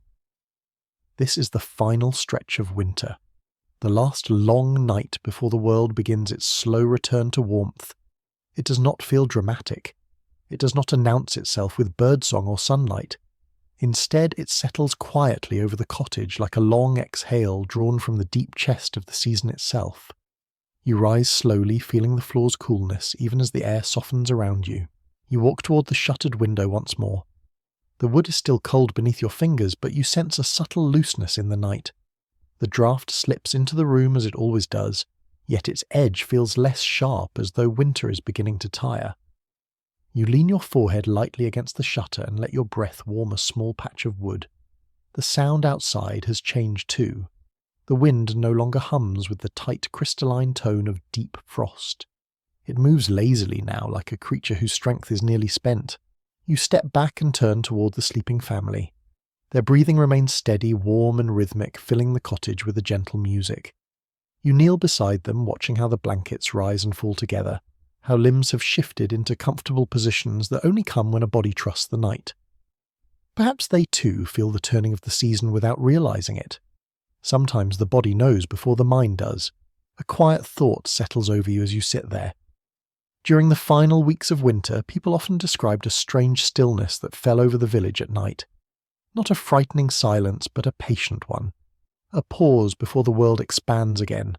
You imagine stepping outside in the early morning and hearing something you have not heard in months, water dripping, snow softening, ice loosening its grip on branches, the faint crack of thawing earth. These sounds would signal to villagers that their long endurance was beginning to pay off. You walk toward the hearth and crouch beside the embers. Only the faintest glow remains shimmering quietly under the ash like a sleepy heartbeat. You stir it gently. A spark brightens, then settles again. The ember seems stubborn, unwilling to vanish. In many winter households, the final nights of the cold season felt strangely heavy and hopeful all at once. People guarded their last bits of fuel, carefully knowing that warmer days would soon make their efforts easier. A small piece of rural tradition slips into your thoughts. Some villagers believed that on the last long night, the spirit of winter passed silently through each home to count who had survived. If it found a warm bed, a glowing ember, or the soft breath of a child sleeping peacefully, it moved on satisfied. Such stories softened the harshness of the season, giving its departure a gentle face. You imagine winter itself pausing at this door, finding the family safe and drifting away without malice. You rise and walk toward the door. The draught beneath it feels changed now, carrying less hunger, less bite. You rest your hand on the frame and imagine the days ahead, when this very door will open to air that smells of wet soil instead of frozen earth. When the family will step outside, not with shoulders hunched against the cold, but with a light in their faces as the world begins to thaw. A question drifts through your mind, one that researchers sometimes discuss when studying seasonal traditions. Did villagers truly mark the last long night consciously, or did they simply feel it in their bones? Journals suggest both. Some households noted the timing, performing quiet acts of gratitude. Others lived the season without tracking such things formally, yet still sensed a natural shift that invited hope. You return to the centre of the room and let your eyes adjust to the dimness. Every corner looks familiar now. The rough walls, the hanging herbs, the straw-stuffed seams, the children's bundled shapes, the faint gleam of a clay pot, the softly trembling shutter. You feel connected to all of it, as though walking through a memory more than a dwelling. You kneel once more beside the bedding, resting your palm lightly on the blanket. The warmth beneath your hand feels deeper now, as if the family's shared heat reflects not just survival, but anticipation. You imagine the mother waking soon, sensing the air and whispering to herself that winter is loosening, that the sun will stay a little longer in the sky today. A muffled sigh rises from the animals below, followed by a gentle shuffle in the hay. Even they seem to feel the change, their movements less tense, their breaths a little lighter. You imagine the father climbing down later in the morning to find the animals less restless, stamping their hooves with more energy, eager for the coming thaw. You sit back quietly, letting all these impressions settle inside you. The room, the people, the night, the season. Everything gathers together in a soft harmony. The final long night is not a moment of triumph, but a moment of relief. A slow, humble recognition that the cold cannot hold on forever. You take a final slow breath. The air feels different on your tongue, cleaner, softer, filled with the faintest promise. And you understand that this night, though quiet, is an ending. Not sharp, not sudden, but gentle. Like snow melting beneath morning light. Soon the world will brighten. Soon the fields will stir. Soon this family will sleep with less fear in their bones. And for now they sleep through the last long night with peace resting softly over them. You settle down beside the hearth once more, letting your body relax into the gentle darkness of the cottage. The ember murmurs faintly beneath the ash, a final reminder that warmth can exist even in the quietest moments. The air has softened, the storm has faded, and the world holds stillness in a way that invites your thoughts to drift slowly, calmly, like snowflakes settling on untouched ground. You breathe in deeply. The scent of old wool, dried herbs, and cooling straw shapes a cocoon around you. Every sound softens now. The tiny creak of a timber feels distant. The slow exhale of a sleeping child becomes a lullaby. Even the faint rustle of animals below dissolves into a soothing hush. Everything grows slower. Everything grows gentler. You picture the cottage from above. A small circle of warmth in a vast, quiet landscape. Thin walls, dim light, a sleeping family gathered together, and you resting at their side, feeling the last stretch of winter ease its hold. Let your shoulders loosen, let your breathing slow. Let your thoughts wander anywhere they wish. The cold outside can wait. The world will thaw soon enough. Tonight nothing demands your attention. Not the wind, not the darkness, not the long months behind you. All that remains is quiet, and warmth, and the soft knowledge that winter nights, no matter how deep, always move toward dawn. Allow that thought to settle gently inside you, a slow comforting glow, like an ember that refuses to fade. Let your eyes grow heavy, let your mind float. You are safe here, wrapped in the calm of a world preparing to wake. Sweet dreams.